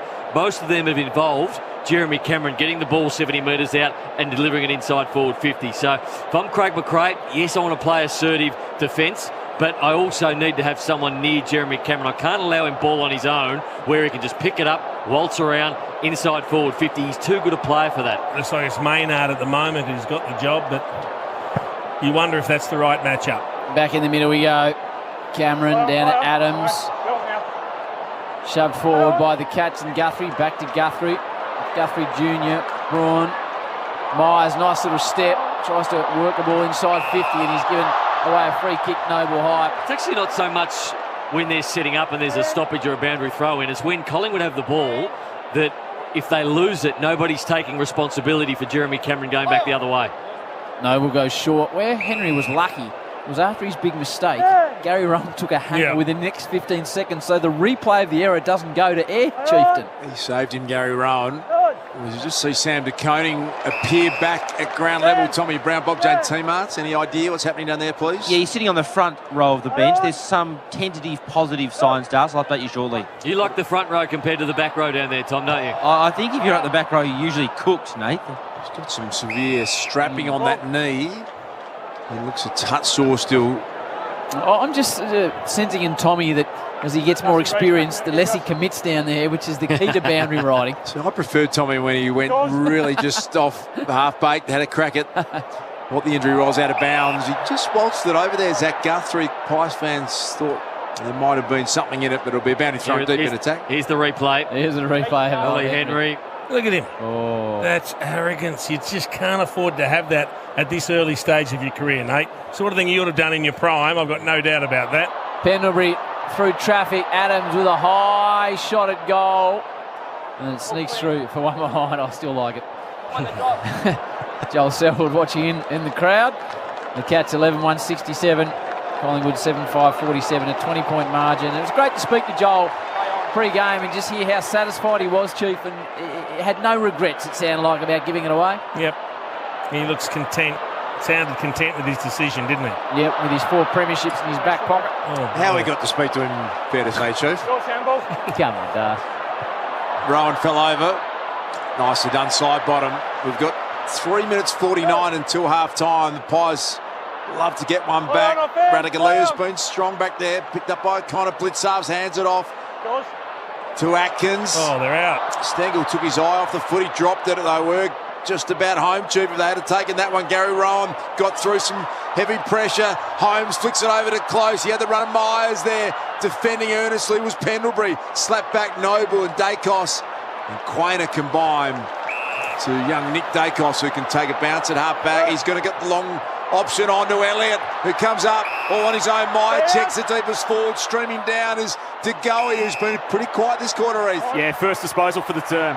Really quiet. This time he finds his teammate Bo McCreary who can shoot from 40 metres out. No real angle to worry about, and a bit of concern about Tyson Stengel at the moment, Nate. What have you seen? Just having a look at the replay, and his leg got caught underneath him, so it might be a lower leg or an ankle region. But Collingwood got lucky then again. They had 3 players, the Cats, in the goal square on their own. It just was a poor skill error that turned the footy over, and then they were out the other way.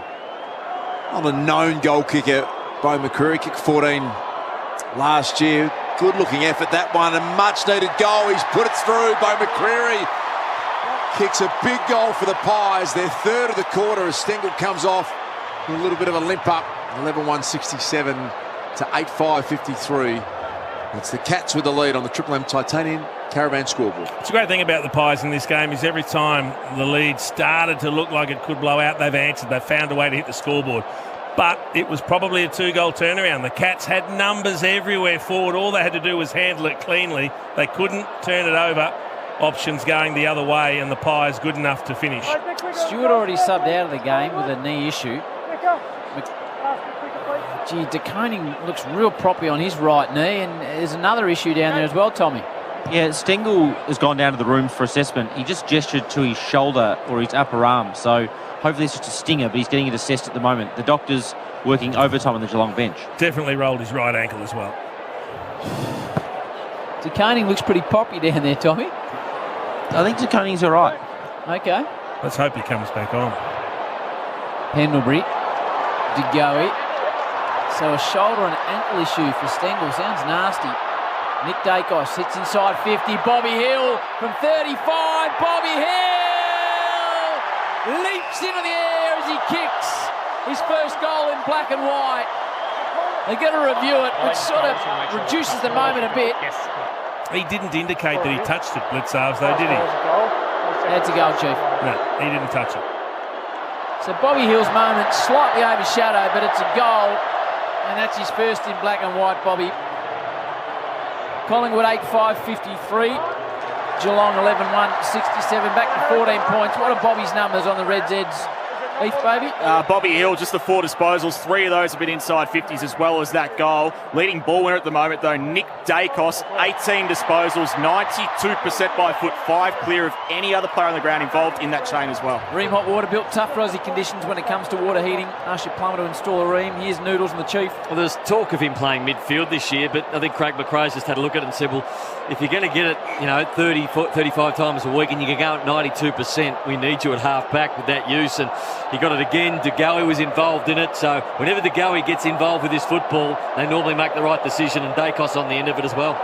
I've never seen a player, Chief, demand the footy more than Nick Dacos. He runs along and screams at them until they give it to him. It's a great bit of confidence. But also they look at him and go, he's running quicker than me. I better give it to him, because he has got leg speed too. And he rarely makes a mistake, the young superstar Nick Dacos, involved as Nathan Heath told us before, and the scoring change regularly. Slapped forward, that was well done, Big Meso. He's had an impact in this first half. Free kick going against Crisp. Incorrect disposal. Nice defensive effort from the midfield there, Cam Guthrie. And short to Cameron, who, as we've seen, very happy to roam up high and get involved in the wings. The Norm Smith medal winner, Isaac Smith, long looking for Rowan. Darcy Moore, beautiful hands. Intercept defensive mark. Labuschane's out. Australia now 4 for 139 off 22.4. Inglis is 6 and Cam Green's joined him. So lost a couple of wickets. Labuschagne out 15. Approaching half-time here. It was Geelong by 3 at the first break. It's now an 8-point lead. 11-1. Great kicking to 9-5 the Pies. We saw what Collingwood did in close games last year. The crisper sends it into the path of Jamie Elliott. Picks it up brilliantly. Jamie Elliott bends it. Too much on the skinny side. That would have lit the MCG up. Collingwood missing a few chances. 9-6. The Cats 11-1. 7-point leaders Geelong. 59 seconds on the clock. Torched a couple there, Chief. Jamie Elliott. Well, he did, but it would have been a spectacular goal had he kicked it. 7-point margin. That's how he said Triple M Titanium Caravan's scoreboard. Dangerfield mark play on. Hawkins got rid of Jeremy Howe. Fairly said the umpire. Centering kick. Rowan. End-to-end play from the Cats. And Tom Hawkins puts his hands up to Gary Rowan and said, take all the time you need. Yeah, that's clock awareness. He knows they're into the last minute. Take time off the clock. Still one of the most important things in football, isn't it? 2 contested marks, one by Tom Hawkins. We've just seen the replay. Collingwood fans not happy with it, but the one with Dangerfield down here at half-back, a contested mark at half-back to get you out of that danger zone and then send you forward. Clock ticks down to 18 seconds and counting. Gary Rowan, distance not an issue, 45-metre shot. Strikes it superbly. Splits the middle. Gary Rowan almost on the half-time siren. Kicks goal number 12. They're 12-1-73 Geelong. Collingwood 9-6-60. 4 seconds remaining in the half. That is all on the Triple M Titanium Caravan scoreboard. Just have the answers at the moment, Chief, don't they? Every time Collingwood get close, Geelong just go up a gear, and they've got the class and the decision makers in that side. So Tom Hawkins then, it was borderline that he gave away for a kick. The umpire called play on, but then he had the presence of mind. The only player he could have got it to was that man there, Gary Rowan, and he just pierced it through where Collingwood have been making those mistakes. The last one, Jamie Elliott missed from one end where it could have been a goal to the other, and it's a 2-goal turnaround. 4 seconds left on the clock before the half-time break. Tommy Brown will steer you through all the news from tonight and the week of AFL football that's been and is to come. Cox taps it down towards Tom Mitchell. De Goey. Well, if that's the type of footy we're going to see this year, we're going to be in for a treat. Been a massive number of goals kicked. Geelong are 12-1-73, Collingwood 9-6-60, so 21 goals in the first half. Geelong led by 3 at the first break. They've opened it up to a 13-point margin. Tommy Brown next with Chief and Noodles from McDonald's and Ream Hot Water. The Cats lead it by 13 at the major break. Triple M rocks football. That quarter, the Titanium Caravans, tough on and off the field. For Ream Hot Water. Triple M rocks footy. Built tough for Aussie conditions. When it comes to water heating, ask your plumber to install a Ream. Shut up! The footy's on Triple M! When you listen to Triple M Footy in 2023, it won't matter if your seat is in the car, on the couch, or in the stadium. Get ready to run. Because we'll bring you the moments that will get you out of it.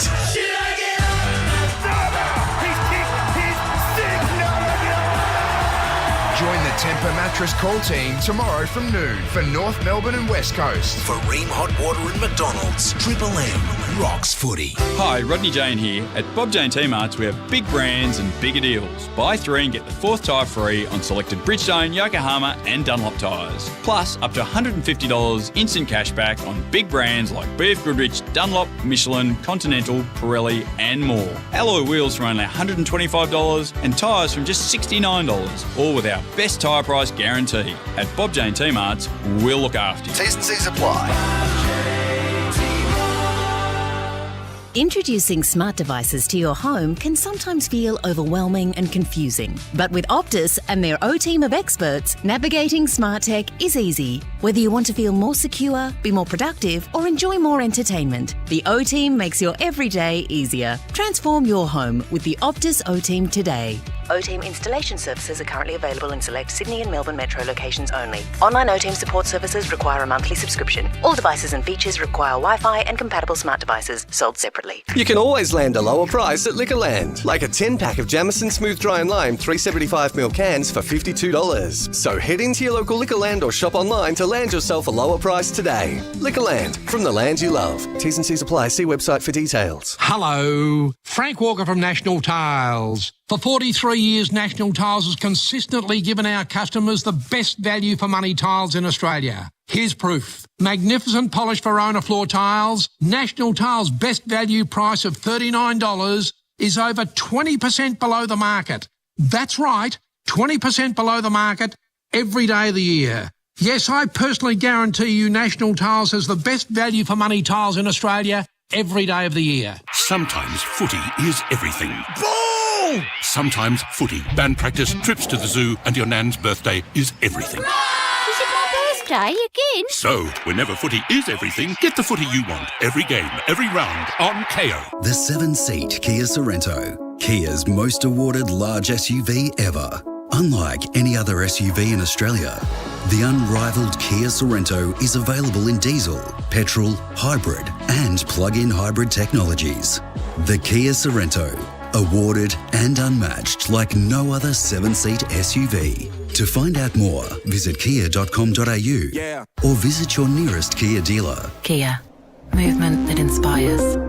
G'day people, Nick Malloy here. Right now, when you purchase any Energizer Lights product, you can go in the draw to win a hybrid SUV. Grab a torch or headlight for camping or even DIY. Get one of the best lights, brighter lights, get the job done right. The best bit, the first 750 entries will win a double movie pass. And the hybrid SUV will be driven away by one lucky winner. Just purchase any Energizer Lights product, then head to energizerpromo.com to enter. Energizer Lights for longer lasting adventures. T's and C's apply. See website for details. Shut up! The footy's on the radio! Triple M rocks footy. This halftime break for Mitre 10 Trade. For expert advice and a job done right first time. This is the halftime break for Mitre 10 Trade. Mitre 10 Trade for expert advice and a job done right. The first time Triple M rocks Friday night football from the Triple MCG, where Geelong lead Collingwood 73-60 by 13 points in an incredible first half. And if you want a stat, more points scored so far tonight, 21-7, 133, than in the entire game at 16-20, 116 last night. That is a lesson on straight kicking and quality football that I dissect what's been a quality first half. I'm joined by the best in the business, including Jason Dunstall and, of course, Nathan Brown, Ethan Meldrum tonight on the stats. Jason, I might start with you. A couple of times Geelong's raced away. Collingwood's got themselves back in it, but you just sort of feel like Geelong's controlled much of that first half. I'm not quite so sure, Tom. I think their accuracy is the reason they're a couple of goals in front. I think Collingwood have had just as much of the play. It's just a matter of whether they can make the most. I mean, they've had more scoring opportunities, 15-13, haven't they? I've loved the way, though, that when there are a couple of occasions where it got out to a 20-odd point lead, Collingwood were able to answer. So they feel like they're in the game. If they can cut out a couple of mistakes and just make sure they convert, at some stage you've got to think that the conversion rate of Geelong will start to even out a little bit. So I think it's a toss of the coin game at the moment. Is it an un-Collingwood type way, and they've found a new way to score and move the ball tonight, Jace? I mean, it's not the sort of the clog-up style football that perhaps the chaos football that we saw last year. They've moved the ball and transitioned the ball well tonight. Yeah, but they're still moving it quickly, and we love the way they did that last year. We love the way that they play fast, exciting, attacking football. They're not afraid to play the edges. We've seen them do that a couple of times. Quick little kicks down the edges. The Dacosses can often control that. They back their foot skills, but they've opened up the Cats a few times. It's been impressive, so I think we've got a cracking game. Nathan, a lot of discussion points. How have you seen the work of some of the Collingwood debutants tonight? Well, I'll get to the influence of De Goey shortly in terms of his influence, but Hill, McStay and Mitchell, how have you seen those guys? Yeah, Mitchell started the game really well, and then he's faded out of a little bit. What are his numbers so far, Ruth? Tom Mitchell, you're spot on, Brownie. What am I doing? 10 disposals, but only 2 in that term, only the 88 metres gained, so not a great second term for them.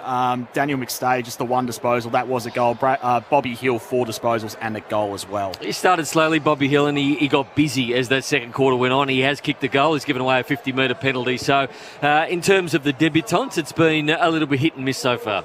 Just in terms of the influence of De Goey, Brownie, I mean, he was obviously very influential in the first quarter. He sort of went missing at the start of the second quarter, but tried to work his way back, and that's when Collingwood got back. 10 disposals in that first quarter, and it was a big reason why Collingwood were in the game at quarter time. And he positions himself so well at the stoppages. So if it's a boundary throw-in, he is directly at 6 o'clock for the ruckman, so it gives him an opportunity either to go left or either go right. And he's so big that anyone who stands on him, it doesn't matter, so he can get either side of them and push them under the ball or push them to the left or right. So if he can get a good run at it, he's a 50% chance of getting that ball against somebody else. So his positioning's good. Yes, he only had the 3 disposals in that second term, but his last 2 disposals were direct goal assists. So still didn't have a lot of the ball, still involved in the game, still setting up goals. He's had 13 disposals so far, Jordan to go. He's gone to 67%, but he's set up a fair bit. There's certainly been some injury concerns. Tom Stewart subbed out earlier in the game, costly for the Cats with a calf strain. De Conning's an intriguing one. He was basically standing on the spot and looks like he's popped some type of knee. Is that what we're thinking at this stage? Well, it has to be a knee, and it doesn't look good. So those ones that you might have seen in the past where people do knees and there's nobody around them, you fear for the worst. But let's hope that he's only a slight one. He can come back out. But if he goes down, and then you got Tom Stewart out for a couple of weeks, they're a couple of men down, and they've obviously got Jack Henry, who's not playing at the moment, so they're going to be light on in the defensive end. And Hawkins looks sore, but it hasn't negated his influence on the game. He's looked awful. He has hobbled around like an old man out there, but the influence on the game has been pronounced. He's kicked 2 goals himself. He's set a couple up with his foot skills, and I think he's also set 2 up out of the ruck. So, I mean, you'd attribute at least 7 goals of the 12 to Tom Hawkins. The halftime segment, one of the great features is, of course, the Amy Clangers. Who covers Clangers on and off the field? Amy does. Tonight's Clanger in the second quarter. Smith's got options forward. Now Darcy Moore falls over. Henry! Oh, run down from behind! And now Darcy Moore's giving it to him! And 60,000 Pie fans are saying, Ollie, you might have got a touch carried away! Oh, it was sort of Nick Rewald, Heath Shaw material! Oh, he's seeing some drama here tonight! What did John Lennon say? Instant karma, Jace, is going to get you. You reckon he's been a bit arrogant? Oh, he was on that occasion. There's no doubt. We know he had some great byplay with the Collingwood players, the Collingwood fans, when he took a mark and didn't play on when they had numbers. They probably could have run the ball through, but he went back and kicked the goal, and then he held the hands up to the ears saying, you know, make all the noise you like. They went really, really quiet, and he was about to stroll in for his second goal, and he just stopped to a jog trot thinking, I'll just waltz in here and kick another one and look at him and shut him up again, not realising that he was getting run down from behind. It looked really bad. So, you know, there's a lesson to be learned for him. He's going to be a good player for the Cats, but I'm sure Chris Scott would have a word to him about that. Certainly a discussion point from the first half, as was, I guess, a bit of a melee. There might be a few fines in that just on quarter time, but Choice Hotels around the grounds. Ethan, you've got a latest cricket score? I certainly do. Once the score actually pops up, Marnus Labuschagne, the last man out, caught at gully brilliantly by Ravi Jadeja. Of course, Mitch Marsh was 81 there, hitting sixes galore, opening the batting. So a new role for him. We're 4 for about, I think it was about 140 odd, 4 for 158 after 26.2. Josh Inglis, 17 not out. He's back in the side. Cameron Green, 8 not out. Choice Hotels around the grounds. Whatever your reason for travelling, you'll get the lowest price guaranteed when you book direct at choicehotels.com. So go ahead and book it. The crowd, guys, a massive talking point tonight. 88,000 last night. I was told by Collingwood officials it was headed towards 95,000 tonight, and there's not a lot of spare seats. You can usually judge it from the top row, and there's only a sort of a splattering, if you like, of spare seats. It's absolutely incredible, isn't it? Oh, it's brilliant. I mean, there's been such a huge build-up for this season. The fans have been screaming for football to come back. We know the season's a week longer. It's going to be a belter. We've got some big games in round one. We'll get another big crowd at the G, I'm sure, Sunday for the Hawthorn-Essendon game. We've got a big game between Melbourne and the Bulldogs to come. So it's exciting to see so many people back at the footy. I'll tell you what's also exciting, this second half, both sides obviously in incredible form, particularly the Cats. The loser certainly won't want to go down in the first round tonight. There's so much to play for. This is the halftime break for Mitre 10 Trade. Mitre 10 Trade for expert advice and a job done right the first time. Triple M rocks football. We'll be back for a huge second half. That halftime break for Mitre 10 Trade for expert advice and a job done right first time. For Ream Hot Water and McDonald's. Triple M rocks footy. Hi, it's Marty Sheargold from Triple M's Marty Sheargold Show, and right now, Triple M rocks football. Max Gorn, you're an avid cyclist. Yes. And in fact, you went on a cycling tour of France in October last year. Are you going behind the tour, or are you in front of the tour to watch them come up the hill? The tour's in July. Right. So it's not in October? Yeah. Triple M's Marty Sheargold Show. Weekdays from 6 on Triple M. Get the podcast now from the Listener app. At Harvey Norman, get 60 months interest-free, no deposit finance from Latitude Financial Services and receive a bonus gift card up to $1,000. That's a bonus $100 gift card for every $1,000 you spend on interest-free purchases. Shop our huge range. Everything you need for your home and lifestyle with 60 months interest-free. No deposit, no interest with 60 monthly repayments. And receive a bonus gift card up to $1,000. T's and C's, fees, charges and product exclusions apply. Participating Latitude credit cards only. New customers must be approved. Minimum finance amount $1,000. Score a great deal at Dan Murphy's for this footy season. With unbeatable offers on beers, spirits, wines and more, pick up a winner in-store or online at danmurphys.com.au before the game. Kick off the footy season at Dan Murphy's. T's and C's apply. Choose to drink wise. This is Bruno driving to work.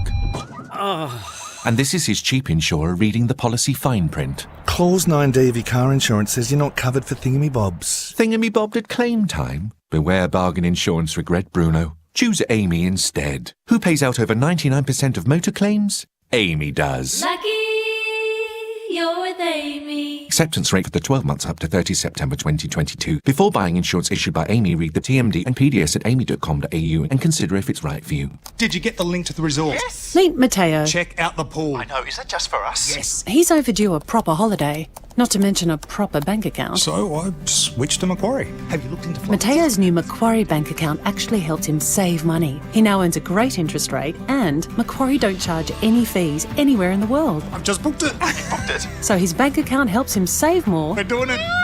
And live more. Switch to a Macquarie bank account today and say, I bank with Macquarie. T's and C's apply. Australia, now is the best time to enjoy Aussie fresh fruit and veg.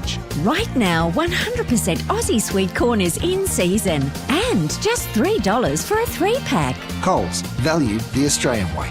Offer ends Tuesday. It's the season of Mazda, with plenty of stock available right now across the range. And it's the perfect time to get into your brand new model. With a wide selection to choose from, whether you're into the adventurous spirit of CX-5, the extra space of CX-8, the urban soul of CX-30, or the luxurious comfort of CX-9, there's a Mazda for any of your getaway plans. Visit your local dealer and drive away in yours. Is 2023 the year of the Rebels? Super Rugby Pacific is now streaming. Every match, ad-free, live and on demand. Chiefs vs Rebels. And a send! Touches down! Every match, ad-free, live and on demand. Hardwick scores! That was magic! Kicks off Saturday on the home of rugby, Stan Sport. So is that all you got? Shut up! The footy's on the radio!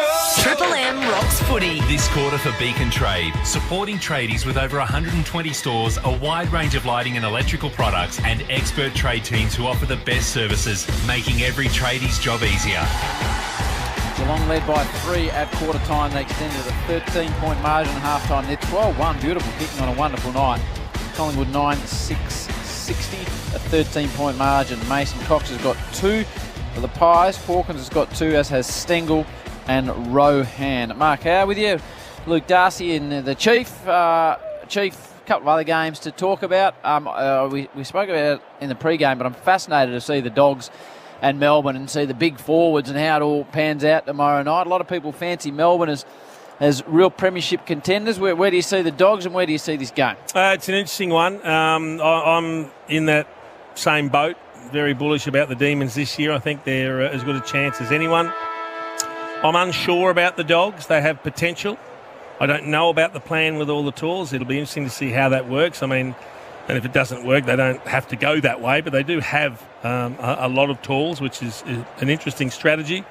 But it's a great test for them. They do get to try it out, though, with no Stephen May down back for Melbourne. So that'll give them a chance. That'll give them a little bit of confidence. And if they can control enough of the ball through the middle, which is easier said than done against the Ds, because they've got one hell of a midfield, we're going to get an interesting contest either way. Should be a good game of footy here. Beacon Trade, supporting tradies with over 120 stores nationwide, expert trade teams, exclusive trade services, a huge range of lights, fans and electrical accessories, making every tradie's job easier. Beacon Trade, let's make light work. Chief, you and I no doubt be keeping an eye on the Hawks versus the Bombers. They cut hard, the Hawks, with the trading and which I don't mind. Which I don't mind them doing. Is it massive faith that they're going to say to Mitch Wright, we're going to stick with you for a long time if we're courageous enough to make these decisions? Well, I hope that's what they've done, because they have cut it right back. It's the youngest list in the comp now, so it's going to be a rebuild that's going to take time. So I'm a little bit worried about Sunday's game, Howie, particularly the opposition. We don't like them too much, so that's going to be a very interesting one as well. I just hope that the boys put their best feet forward.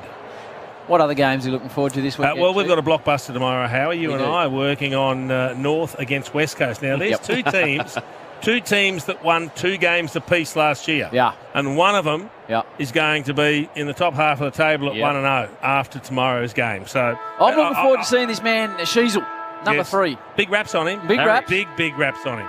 And a couple of number 7 for West Coast, big strong fella in his first game as well. Campbell Chesser? No, Chesser's 18. Jinby Fletcher. No, what's his name? Jinby.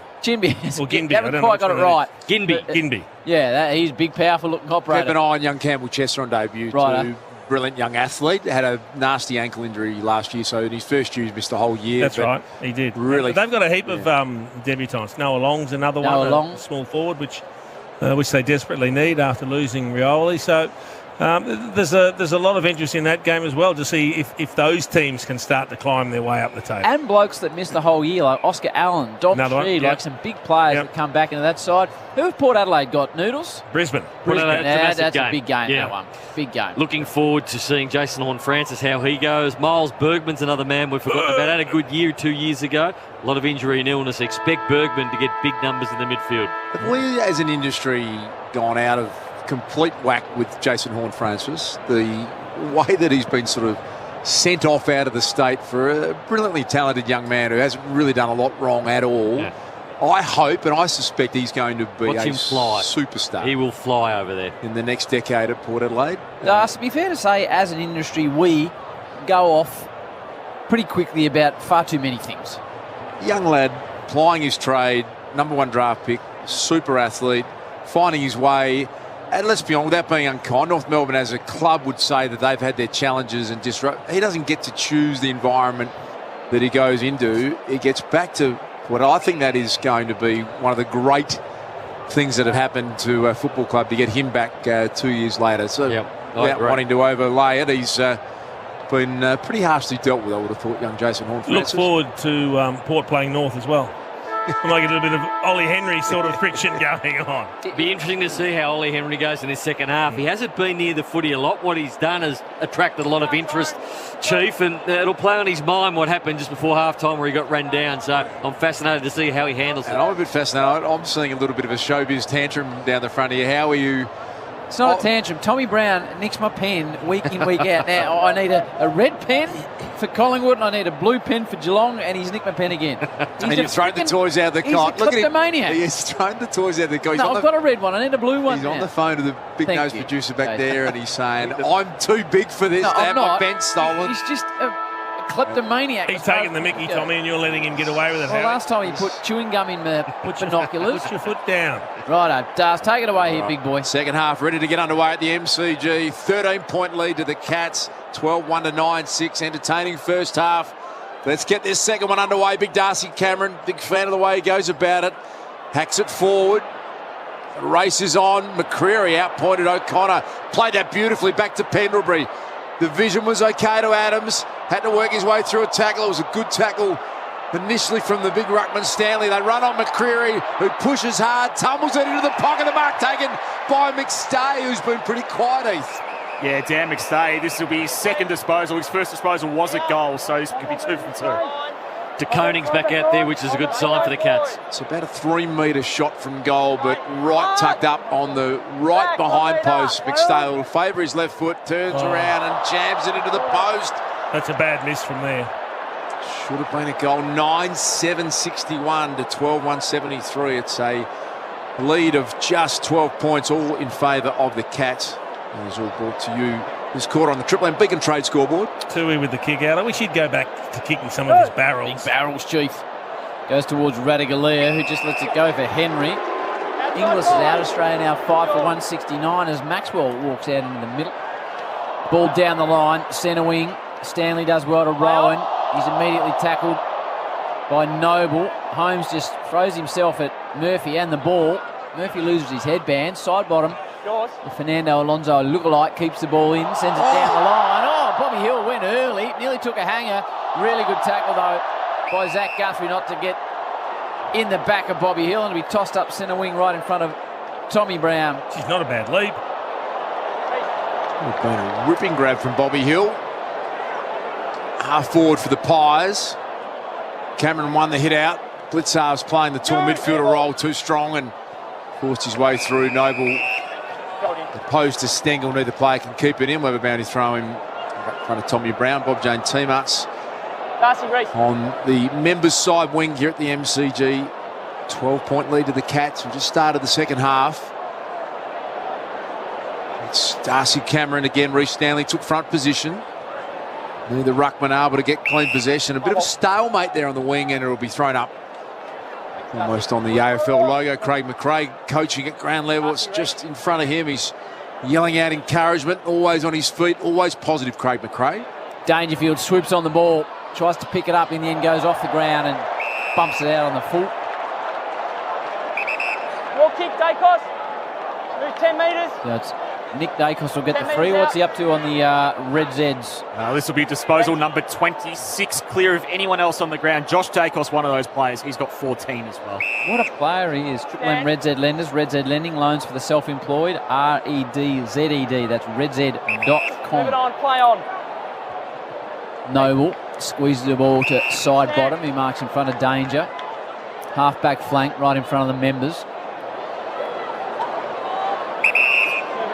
Geelong 73, Collingwood 61. A little up and under from Steele.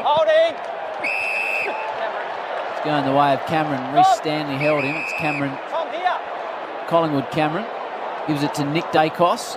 25-metre ball to De Goey. Numbers for De Goey. Jordan De Goey, 14 disposals. This will be 6 score involvements, a game high. I think he's going to have to really get rolling for Collingwood to work their way into the front here.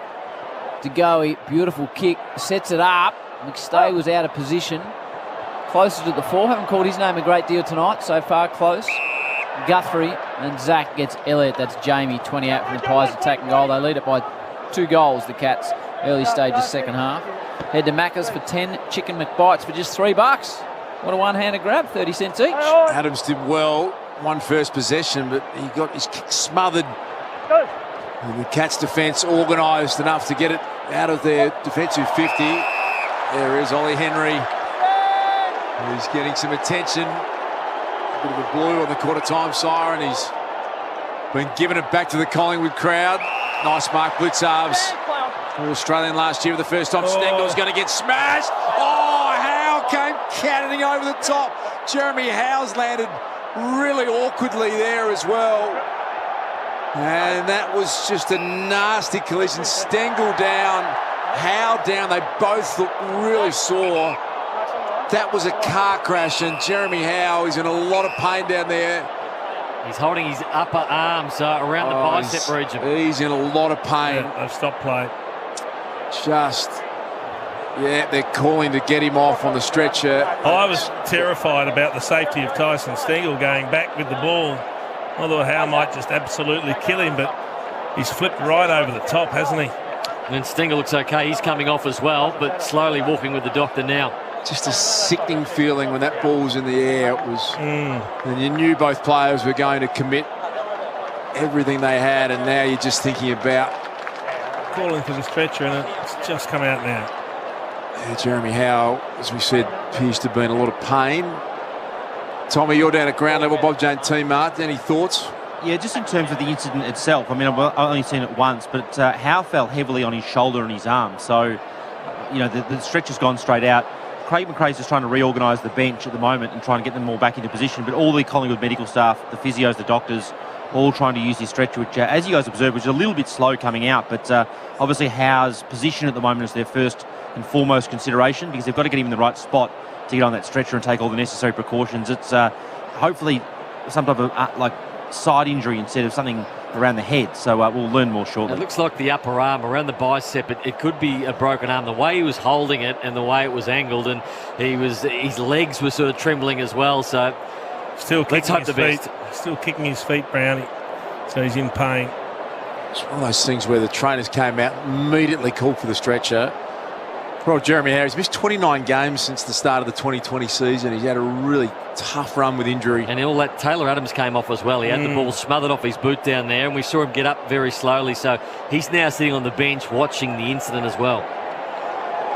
It's like a foot for Adams. Yeah, the right foot. And he's in pain. Bob Jane T-Marts have wonderful deals. Buy 3, get 1 free, plus instant cash back. Call or order online today and T&Cs apply. Howie, this game has never been tougher in my mind. The modern player... They're calling for the Medicart now, the trainers over there. Yeah, it's horrible to watch. It is coming out the ambulance cart to escort Jeremy Howe off the ground. But it just the commitment of players, Chief, there is just no question that they'll go for those balls every single time, and it's incredible bravery. But do we need to change our language though? When we laud it because we've loved it forever, but with everything that's going on in the game, Das, and concussion and lawsuits, do we need to change our language and the way we talk about incidents like this? I reference this story a lot, and it's going back a while, but Josh Hunt was playing at Geelong. He went back with a flight, and he had a nervous moment, which everyone who's played the game, even the bravest player how he is, and there was an 8 series photo of Josh Hunt effectively questioning his courage, almost saying you're a cow. The next week, we saw a player lose his kidney at Geelong on the back of going back with a ball that he should never have gone back with. And I've just had a mental blank on Tom Lonergan, who did that because the courage was so extreme. I'm not going to be in that situation. So no, I think you're right, Al. There's a conversation around whether we don't change our language around the effort that goes in there. But if the effort is not equal to that, maybe we need to change our language, not put a negative slant on it, which is what you're talking about in relation to Josh, which was in a different time. Long time ago, but yeah, interesting thought that at the moment you're thinking of Jeremy Howe, and all his teammates now come across to the card and he'll get some pain relief now. But yeah, it doesn't seem to be a concussion thing with Jeremy. We need to point out it looks like he's got an issue that's causing him a hell of a lot of pain. That's the 4th time tonight you've seen every player on the ground with Collingwood either acknowledge a first goal kicker, Chief, or get around to a teammate. Distressing scenes here. Let's hope he's got the stick to chew on, Brownie. Take away a little bit of the pain because he was in some serious agony. And the legs are going. That means, the green whistle. Been no replay yet. Yeah, it's a really interesting point, Nathan. Whistle sticking out of his mouth. It's a difficult one for those in charge of production because people want to ghoulishly you want to see the replay, but like in motorsport, when there's a big accident, you don't want to show it in that situation until you know the participant, in this case Jeremy, is okay. It's a tough one for TV production. Well, Nate was probably at the forefront of that with his horrible broken leg, where the 9 brought, I remember it very well, Brownie, and they showed that replay over and over. Did they? Maybe too often. It actually caused people to pass out in their homes, and there was a couple of people taken to hospital because they fell over and hit their own heads because they couldn't stand to watch it. Really? Yeah. Can't believe he didn't strap it and play on. Is he holding a shoulder, Jeremy Howe, or...? Looks to be that left arm of some description, as Brownie said, whether it's a bicep or a shoulder. And you're incredibly brave, weren't you, Nate? Yep. One of my finest moments. I think you went straight into shock, didn't you? The what? Did you go into shock after you broke the leg? It's shock courage. It's a borderline. I think when you haven't got that many neurons firing, Chief, you can sort of be in shock. Isaac Smith snaps it around the body to resume play. And the man with 4 flags pops it through from an angle to kick the first of the half. And Geelong skip away again. 13-1, 79 to Collingwood 9-7-61. It's back out to a 3-goal margin on the Triple M Beacon Tradies scoreboard, supporting tradies with over 120 stores, expert trade teams, design services and a huge range of electrical accessories. Beacon making every tradies job easier. After everything that happened there, how did the ball get in the hands of Isaac Smith? Deliberate out of bounds. Gotcha. A long time to think about that kick, Isaac Smith, and executed it beautifully. And have you ever seen a happier man than Isaac Smith running around the football field, whether you're winning or losing? Good call, Nate.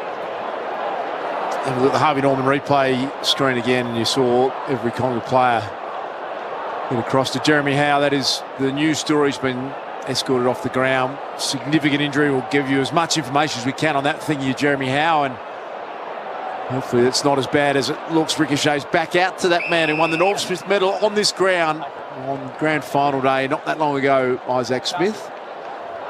Been held up in the AFL logo on the Shane Warne stand. Side wing, close, dispossessed. Pendlebury was really good, got it to Nick Dacos, was dumped in the tackle. Play on's a call. Crisp decided to take on O'Connor. Farms it towards McCreary. Had his pocket picked nicely, though, by Zach Tui. Scrambles a kick back to the wing. It was fisted forward by Ollie Henry, only as far as Darcy Moore. And now he comes sideways, still side bottom.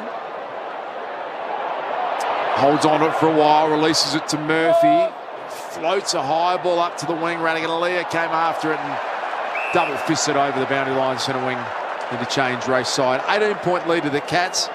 Early stages of this third term on the Triple M Beacon Trade scoreboard. Choice Hotels around the ground. It's not looking that fashion in you, Heath. What's happening? Nah, not great. 6 for 174. Cam Green, the man out there. Though Marcus Stoinis batting at 8, the new man in. I saw Abbott and was in the lineup as well, so it looks like Abbott and Stark will take the new ball. But it's up to Maxi, who's 3 not out off 4 at the moment as the ball's fisted across the line. Pretty much a bad number 8, Stoinis. What about 7 and 8, Maxwell and Stoinis? Yeah. I feel like he just got through the middle order, Chief, and then they come out. We might be a bit skinny for bowlers, though. We're still going at 6 and over, the Aussies at the moment. Yeah, we're a long way to go. 150 short at the moment. Oh, thank you. Shouldn't cut across you, Nath, being the cricket guru that you are. We'll get to that at some stage. Side bottom. Sends the ball nicely inside 50. He just hit to go. He had to be perfect, that kick, and was. And Jordan marks 40 out, no angle. Well, he went back with courage too, Jordan, to go, because he was backing back and he had time enough to look back to see what was coming, and it's almost the worst time to do it, but he knew that maybe the contact was coming and he had to stand there, and he did. So De Goey will line up from about 35 out directly in front. Normally pretty good at this part of the game. They need this, Collingwood. And De Goey delivers a goal. Just snuck it through to the left-hand side. Collingwood get their first of the term. 10-7-67. Geelong 13-1-79. 12-point lead to the Cats as Stoinis has dropped first ball on your Triple M Beacon Trade scoreboard. It was a great kick. A really good kick from side bottom. He wasn't even calling for it. De Goey, he was heading in there probably to get front and square to wherever the ball was going to be kicked, and in the end he was forced into the ball by a great kick. Great knack, this Craig McRae coached Collingwood side of just hanging in there always, Chief. They're not necessarily playing well, but... Oh, they're playing well, Duke. They're right in this contest. Margin's only 12 points. So plenty of time left. Early stages of this second half, and Jordan De Goey genuinely looks set for a big year, doesn't he? What's he had, Heath, so far? Yeah, Jordan De Goey, Red Zed Lending stats, 15 disposals and a goal, 7 score involvements. Tom Mitchell, first possession, but then had it taken away from him. It's a half forward for the Cats. Maynard back there, guided it nicely to himself. Well played. Bruce Stanley, holding his nose in the centre circle. Appears to be okay. Short ball was good to De Goey, who's really just starting to impact this game now. McStay wants it deep in the goal square. The kick was just a bit short. It was not well directed. McStay puts his hand up, Chief, and said, give us some height, please. Poor old Bobby Hill couldn't have been burnt on more occasions then. He could have got the handball from Darcy Cameron originally. Then De Goey could have given it to him. Then the next player could have given it to him. He was on his own inside forward 50. They just missed him every time. Pinpoint ball from Smith, covered 60 metres and hit Ollie Henry, who's had an interesting night. Kicked a goal, was run down in the goal square and supported by his teammates and booed incessantly by Collingwood fans. McDonald's and Ream Hot Water, Triple M rocks footy. Geelong lead at 13-1 to 10-7 by 2 goals. 14 to go, third term. The newly shorn Cam Guthrie and the aqua boots on the outer side. 30-metre drop punt. Hits Dangerfield on the chest. So they're building slowly here, the Cats. Reece Stanley's ducked back on his own. He's calling for it in the square. 2 arms out, Reece. Now they get back on him in the form of Cameron. Short, very short to Myers, who won't have the legs from here, so they need to be red hot here, Collingwood in defence. Myers is going back, but you imagine he'll try and bite off something sneaky. He does, little chip. They had to be aware, and they were, and Josh Dacos fell in the Cameron hole and marked nicely on his chest. Good awareness by the Pies. It's at half-back, Josh Dacos. Darcy Moore wanted to change of direction, kicking instead. Picks out Tom Mitchell, the Brownlow medal winner from the Hawks. Started his career as a Sydney Swan, and we know how prolific he can be. Mitchell high down the line. Good mark, Brody Myercheck. Gives great value, Brody Myercheck. Yeah. Just works hard, Duke. Competes. Always gives a contest, Chief, doesn't he? He's super consistent performer. The Pies trying to come back through the corridor, but the Cats are all over it. Maynard now instead just steers it down the line. Elliott's going to get a launch. Went up, but in front McStay. So That's a nice confidence builder, Dan McStay. Took the mark, centering kick for Crisp is well executed. Crisper thought about the release handball. He's a long kick. 55 metres it'll take, Chief. You think he's got it in him? He can get hold of it when he wants to, but he looks like he's going to set it up. And he does just that, the set-up kick. Looking for Myercheck, who worked down there. Stanley took care of it with a defensive spoil. Through for a minor score. 13-179 Geelong. 10-8-68 the Pies on the Triple M Beacon Trade scoreboard. Tommy, just give us a summation on the injuries down there for Geelong, the major ones. So I'll just go through it. Tom Stewart has obviously subbed off earlier in the game. I thought that might have been a calf. He's now got that knee in one of those mechanism braces. So I'll follow that up post-game. DeConning's playing on, obviously, strapped up. Turnover, Mitchell inside 50 ball. Elliott touched through, one behind. You can continue, Tommy. The score is 79-69 now. And Stengel had his own concerns. So we'll follow at least those three up post-game, and still no word on how. I don't think they've still shown the replay on the coverage. So a lot of people are wondering what happened. It looked like he fell, as we spoke about, on that shoulder and arm. That's going to be the area of concern, but we'll know more soon. Interesting decision, Harry, as you alluded to. Channel 7 have decided that showing the replay, Jeremy Howe, is not in the interest of promoting the game. So must have been pretty nasty.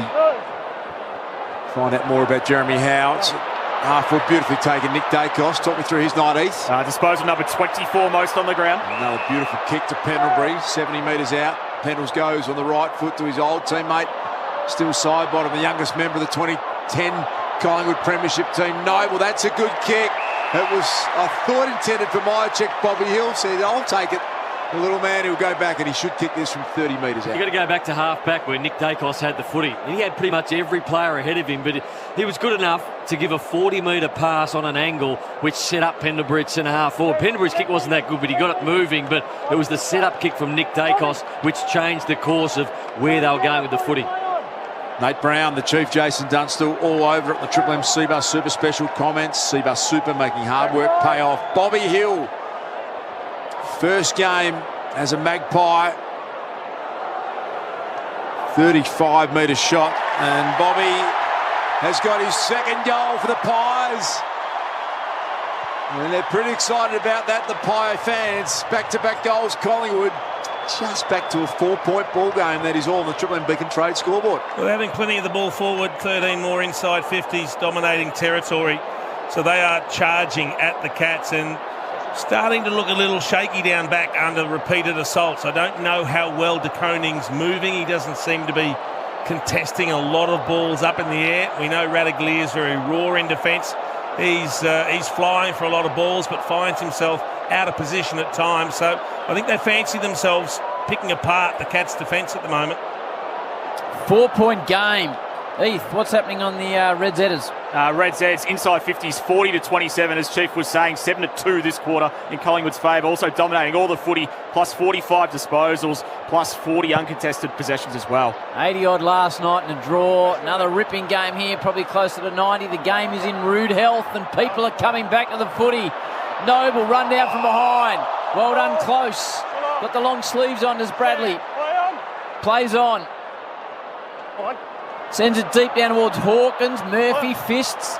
Spoils more in the end. Grindmire's dangerous anywhere. Looping hand pass. Noble gets a hand on it. Gary Rowan runs inside 50. I reckon he's got one high. Gaddy. He has. There'll be a free kick. Shove. They need to be careful here, the Cats. They've got the free kick. They don't want to turn it over. Might go to Atkins in the end, is the recipient. Fitty. Oh, Fitty. Oh, that hurts. Fitty, Chief. Silly, because it would have been a tough shot. 10 metres in from the boundary, 20 metres out. It's not the easiest shot, Chief. Makes a certainty of it. Wasn't Big Meso, was it? He's talking to the umpires. Bit of trash talk. So Atkins will pop it through from directly in front just to ease the margin back out again to 10 points. The number 30 premiership player. Makes no mistake, Triple M Beacon Trade scoreboard. Geelong 14-1. Collingwood 11-9, up by 10 the Cats. 9:49 to go in the third. Triple M Beacon Tradie scoreboard, supporting tradies, 120 stores, expert trade teams, design service and a huge range of electric accessories. Beacon making every tradie's job easier. They've both got a player that can't come back on, Chief. So obviously Jeremy Howe and also Tom Stewart. But you feel like at the moment It's the Pies that have got more of the run than what the Cats have. So the Cats are just hanging on at the moment. They're still 10 points in front, but you feel this surge running from the Magpies is taking its toll on the Cats. Great chase down by Brad Close, getting hold of Noble, who was looking to rebound for the Pies. That set it up. Stoinis gone. Another of your mates, Howie. He was nicking them for fun. Giving them catching practice behind the stumps. Choice Hotels around the grounds. Thanks for that update, Chieftain, as we have a look. Tom Stewart, as Tommy Brown told us, he's got the knee brace on.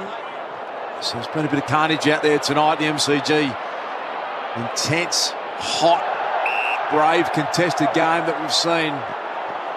And a boundary thrown slightly forward of centre. It is for the Pies. They trail by 10 points, 9:39 remaining in this third term on the Triple M Beacon Trade scoreboard. There's Mason Cox. Blitzarves do battle here over the head of both big men. Big Maso not happy. Got in the back of Blitzarves. Free kick to the Cats. Blitzarves, what's his night in tail on the Reds there, Deef? Mark Blitzarves, Reds head lending stats, 8 disposals, 4 contest possessions as well. High ball inside 50. Hawkins goes at the footy. Cameron waits out the back. Now comes to the Hawk. Ducks, dives to Myers, starting to get involved. Parfitt came on as the medical sub for Stewart. Well, the sub that is called these days. Hooked around the body. I think it was Bruin. He hit Cameron.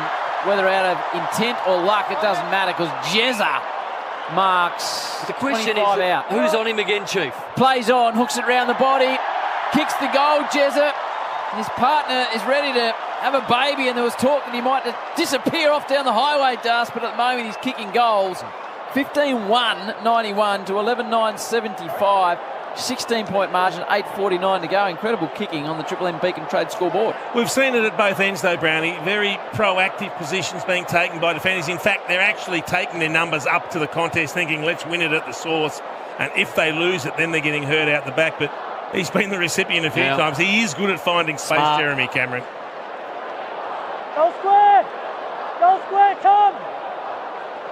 Goal to Jeremy Cameron. They just find the right opportunity at the right time here tonight. The Cats, they are pretty confident in their ability. Jeremy Cameron, we're just working out Jez's second goal of the night to Jeremy Cameron. Could not have been better for the Cats last year. All-Australian best and fairest premiership year, Jeremy Cameron. Here's Atkins again out of the centre. Jeremy Cameron from behind. Gave a big full-chested launch at it. Parfitt started as the sub. Set on by a couple of Pies. No prior opportunity. It was Quainer and Maynard over the top. Cameron sets up on the other side of this stoppage, so he tries to come through and get on his left. Who's going to go with him? Maynard escorts it across the boundary line. I'll take it, ready. Australia now 784. Abbott It's over, Howie. joins Maxwell on 8. Geez, Chief. 1-0 down. Oh, crikey. Ever the optimist, the Chieftain. Hawkins and Mason Cox. Maxie's still there, could do anything. Maynard. And it's touched across the line on the outer side. Gee, works hard. Good Tom Hawkins too. Now there's a bit of push and shove. Dacos and Parfitt going at it. Adams getting involved. Umpire tosses the ball back in to keep it going. Stengel loops it over the top. Dangerfield. McCreery barrels into him now to be on. Really hit him hard. And then the tough man, Maynard, gets in there. Staying clear of him. 16-point lead to the Cats. They're in attack. Close, picked it up cleanly. Back to Dangerfield. Released it to Jeremy Cameron. Brownie said he's got a great habit of reeling on that left long ball. Stanley deep and just offline. Free kick given away here, Duke. Going the way What of a silly free kick to give away. They had a 2-on-1, the Pies. Ollie Henry's got it. That won't please the Pies at all.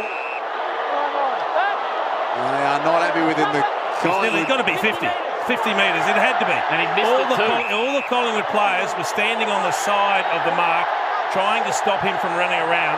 And the umpire kept blowing the whistle and yelling at them to come back, and they wouldn't come back. And so they have made a certainty out of a tough kick. And he missed the goal too, Chief. Oh, mate, the crowd was giving it to him. They are going off. Then Nana and Ollie Henry just gives it to the crowd again with a little bit of a fist pump. Magpie fans They're going off their heads here at the MCG. Have a look at that. They are filthy. And another goal to Ollie Henry. I did see that bloke going off his nut, Howie, but the thing is, he banged the white part of the fence, and the white part of the fence has got those knobs on it. That would have really hurt his hand. He was having a laugh because the mate just texted him and said, I saw you going off on the TV. I don't get the anger or the animosity. The bloke leaves the club. He's going for a game of passion, Howard. True. Old mate, though. I left the club and someone in this box didn't speak to me for 2 years. It was probably a bit less than I intended to as well, Nate. Maxi's gone now as well. Australia 8 for 184. But you're right, old mate, if he hasn't broken his wrist, I'll be surprised. Banging the metal pickets. You agree it's all over now, Howie? Unless Sean can pull a rabbit out of the hat, I think we're in trouble, Chieftain. But yeah, we look to have an issue. Zampa could get 6. Stengel marks inside 50. Back to the footy. Tyson, he's kicked 2, hasn't he? Heath, baby. Yeah, Reds Atlantic, 13 disposals as well. Yeah, go long, Tyso. Maybe barrel at home. What I like about Tyson Stengel, when he has a set shot, it's not power. He just times it so well. He gives it some air. You reckon he's got the journey from here? He kicks it quite high, Tyson Stengel, to get the rotation and spin on the football. He's a beautiful timer of it. Stengel crosses the line in the centre square, skips to the right. Does kick it high, kicks it long, not quite the distance, falls in a dangerous area. Henry sneaking after it. Wow, he's going to be the story. Bob Jane, Tommy Brown. Just an update regarding Jeremy Howe's source from the room. It's not confirmed by the club yet. They're talking about a fracture of the radius ulna, which I think is essentially the forearm. So that's a preliminary situation, but might be on the good side considering how bad it looked before. Thank you, Tommy. Normally got good mail. Tommy Brown doesn't get it wrong ever. Pushed it forward from the Cats. They lead it by 22 points, and it's been paid as a Chief. Yep. No sufficient attempt to keep it in. Nick Dacos ball in hand, so just starting to get a bit out of hand here for the Pies. They would desperately need the next goal. Heading into three-quarter time to the wing. Slick Campbell came out of there from O'Connor. Tanner Bruin has looked pretty sharp out there tonight. Pendlebury's forward handball. Can it get through to Taylor Adams? It does. He was really good to get it to side bottom. On to Bobby Hill. Runs to 50. Open goal square for Bobby. Decides to pull the kick and found Myercheck. That is a good way to endear yourself to your new teammates. That's a superb kick. He was under pressure, had to kick across the body. Couldn't have kicked it better. It's been good, Bobby Hill. He's going to be a great pick-up for them. They desperately need a live wire small forward that can kick goal and create goals. Got some genuine leg speed, Bobby Hill. Brody Myercheck, second goal of the evening for the Pies. The right foot snap, no problems for Myercheck. The goal they needed desperately, 12-9-81. Collingwood 16-1-97. The Cats an 18-point lead on the Triple M Beacon Trade scoreboard. Seemed like the ball was locked in Geelong's half for an eternity. The Pies get one opportunity, and their leg speed is worrying the Cats at the moment. They go from end to end and kick a nice goal. Well done to Bobby Hill, but still a 16-point comfortable lead for the Cats. They just seem to have the run, though, the Magpies. If they can get some more ball in their half of the ground, they seem to be starting everything from Geelong's half, which does make it hard. Triple M Harvey Norman replay. Maynard just getting a bit of work done on a finger. Say hello to Great Mobile Deals on now at Harvey Norman. Shop in store or online. You've got the Chief and Noodles on the Triple M Seabus Super. Seabus Super making hard work pay off. Great to have Seabus involved in yet another year in Triple M footy. He's okay. He's Maynard. So they've kicked the last 2 and 3 goals to 2 this term. Have Geelong. They lead by 3 at quarter time, 13 at half time. And they currently lead at 16-1 to 12-9 by 3 straight goals. Free kick in the middle. Go the way of Atkins. It's going to go downfield though. Push in the back downfield. So Isaac Smith hands it to Big Reece Stanley, the number 1, who gives it straight back to Isaac in play. Loads up on the left foot. Long spearing pass to Rowan, who was absolutely at flat check to get a perfect ball from Isaac Smith. And Gaddy Rowan marks 48 metres out, 10 metres inside the boundary in front of the members. This man, Chief, though, he is a beautiful kick of the football. Yeah, he's probably as good a set shot as there is going around. Having said that, he spent a lot of energy on that long lead getting the ball, so he needs to compose himself. But, oh, wow. He goes short to Hawkins in the pocket. So Tommy will be 25 metres closer, but tight against the boundary line. Think Luke Hodge versus the Eagles in the grand final. He's going to have to kick this so close to the middle of the ball, Brownie. Well, he kicked this one in the second quarter, exactly the same spot up the other end. Well, he's 16-1, so I'm backing him to make it 17-1. It'll be tough. Can't kick this one. Hawkins gets it skinny, the Chief, with 1,254 reasons why he was going to be right. Only the second blemish for the Cats. They're 16-2. Pies 12-9, 17-point margin to Geelong. 4:33 to go before the final break. Nick Dacos involved. Josh Dacos now goes short, finds Quainer. Tracking the Shane Warne stand side. McCreary, I'm impressed with his effort and intensity tonight. Noble picked it up, back to Nick Dacos. He got dumped in a tackle. Atkins. In fact, it was Cam Guthrie. And I think a free kick. It's going away. Young Nick Dacos has been prolific again, Heath Meldrum. Yeah, certainly has. 26 disposals, 94% by foot, 8 disposals clear of any other player on the ground. Triple M Red Z Lending stats. Red Z Lending loans for the self-employed. That's REDZED.com. Here's Jamie Elliott, who's pushed up to the wing. Happy to go laterally to Darcy Moore. Takes it athletically. And now decides to pull the tricks. Good-looking kick in front. Taylor Adams, fist from Blitzarve, taken beautifully by Pendlebury. And he finds little Bobby Hill. Bobby runs into an open goal. Bobby's got 3. Back-to-back goals for the Pies. Pendlebury superb. Cats 16-2-98. Collingwood 13-9-87. We're back to an 11-point ball game. And that is all on the Triple M Beacon Trade scoreboard. Well, it's almost been the perfect game from a half forward, a speedy half forward. He's kicked through himself. He's set up multiple opportunities and he's looked dangerous all night, Chief. Even in the first quarter where he wasn't as prolific, he still was buzzing around. He got motoring in that second term and got another wicket over in India. Sean Abbott out for a duck. Well done, Shawnee. They are right in this, the Pies. 3 minutes 40 left on the clock. Plenty of time. They look like they can score every time they go forward. Back in the middle we go. Collingwood led their fans through a roller coaster of emotions last year, but typically got it done in the close ones. An incredible record in the tight games. De Goey shovels it forward by hand. Comes back towards McCreary, does well. Shepherd's a player off the ball, gives it to De Goey. This would light up the MCG. De Goey doesn't quite have the legs and coming back, taking a good mark with the flight. It was Zach Guthrie, the man out of Sunbury in the quarter, under 18s. 3:20 to go. Cats lead it by 11, 16-2 to 13-9. That's 3:20 to go before the final break. 24th time that brothers have won a flag. The Guthrie brothers last year. Last time that happened was when the Ablets did it at Geelong in 2007. Great part of our game, the family history. Here is Ruth Stanley, Premiership Ruckman for the Cats. High up and under, lob kick to the wing. Isaac Quainer got underneath it. Hawkins been brilliant as ever. Dangerfield went to try and take on Quainer, and Quainer ran him down. Little fumble from Jack Crisp. Pendlebury was going to be out. It came back to Dangerfield. Hawkins left foot kick to Cameron. It was really good. Jezza 60 metres out, stealing as much ground as he can with the stand in the mark rule, and his kick was a bit of a miscommunication. Picked out Johnny Noble deep in defence for the Pies. Noble goes short to Nick Dacos. I reckon we're going to get a cracking last minute here. My check, they're on the move here. Josh Dacos gave it to him. Now Pendlebury opens it up the middle. That is a spectacular kick through skill and vision. Adams, they're coming on the outer side.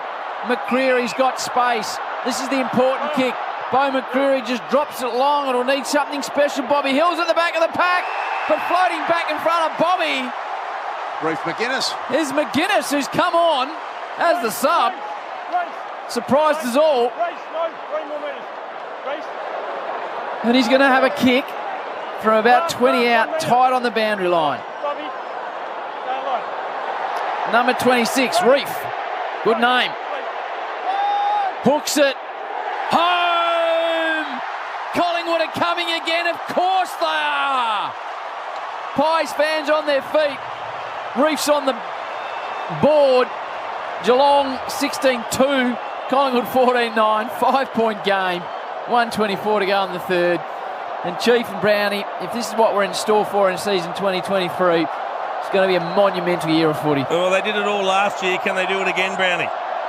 They look like scoring every time they go forward right now. Their leg speed is really worrying Geelong. Yep. So you look out there and there's an ageing list with Geelong, and they've a couple of players down tonight, but the leg speed of Collingwood, the Dacos brothers, you've got Bobby Hill out there, you've got Hoskin Elliott through the middle, DeGoey's burst, Jamie Elliott's having a run on the ball at the moment, Maynard's running, Quaynor off half back. They're all got pace at the moment. Geelong are there for the taking. Massive clearance. Reece McInnes, exciting young player, had some injury challenges, kicked a big goal there. The clearance that Chief said was massive, goes the way of the Cats. Jeremy Cameron involved, he's kicked the stingle. It was a difficult one to handle, and he takes it out of bounds. This quarter is ticking over 38 minutes, Howie. We've still got a minute 12 left on the clock. We've had some injury interruption with the Jeremy Howe issue, of course, but a long, long time out there for the players. Pulsating game of football, this one. The Cats have skipped away numerous times, and the Pies have come back. Forced to Hoskin Elliott. Gee, it was a bit loose, just kicking it straight off the ground. Yep. It might work out as it goes across the line, Chief, but it could have been a disaster. Yeah, that's not what they want. They want to get possession and then try and run and carry. They've had the leg speed, they've had the foot skills to pick apart the Cats at different stages, and they've got to back themselves to win it. Plenty of time, take it the length of the ground, kick the goal to win the game. 5-point margin. Still a quarter to go after this. Smith sends the ball deep. Darcy Moore's back with a flight. Got Henry under it to a good mark, did the new skipper. Good grab. That's what his absolute one-wood is. Darcy Moore backs himself in the air in defence. Decides just to slow things down. Long bomb from McStay and Cameron. Such a presence on the footy field, Heath Melvin, Jeremy Cameron. Yeah, Jeremy Cameron, 13 disposals now, 6 score involvements with his 2 goals. Gee, that's a clever kick.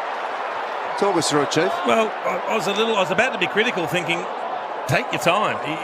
He was looking to play on, but he just waited for a little pocket of space and a player to pop into it. It was Bradley Close, and he just chipped it in. Knew what he was doing, Jeremy Cameron, and now they can take the time off the clock and they'll get themselves home. Chief, there's still a quarter to go. Siren's going to sound here, 3/4 time. I keep thinking it's the last quarter. Brad Close, who played every game last year for the Cats. Chief was... Well, because you're a hero, Chief, I didn't say anything the first time. Because they're both round 100. I kept thinking it was... Come on, Chief signed off. He did. I might go now. He said they got a minute to get it up the other end and score, and that's why I said it's still only 3/4 time, and he went well again. He's at an elderly moment. It's a bit late. 25 years, it could be your last if you keep rolling that out, Chief. 6-point lead, 3/4 time, Chief. We've got a quarter to go. It's the good news here at the MCG. It's got to be the clanger of the year in round 1. Quiet and Amy Clanger. We'll cover that for sure. Really? He's only 3/4 time. Oh, it is, Chiefy. For McDonald's and Remo. You need a hot milk and a Bex to send him home. We have a little word to the Chief at 3/4 time. I need a robe and slippers, I think. With Nate Brown, we've got Tommy Brown. Lots of news around this game. It's the Cats at 3/4 time by a straight kick over the Pies. McDonald's and Remont Water. Triple M Roxford. That quarter for Beacon Trade, supporting tradies with over 120 stores, a wide range of lighting and electrical products, and expert trade teams who offer the best services, making every tradie's job easier. For McDonald's, Triple M rocks footy. Head to Macca's for 10 chicken McBites for just $3. What a one-handed grab. Shut up, the footy's on Triple M. When you listen to Triple M Footy in 2023, it won't matter if your seat is in the car, on the couch, or in the stadium. Get ready to erupt. Because we'll bring you the moments that will get you out of it.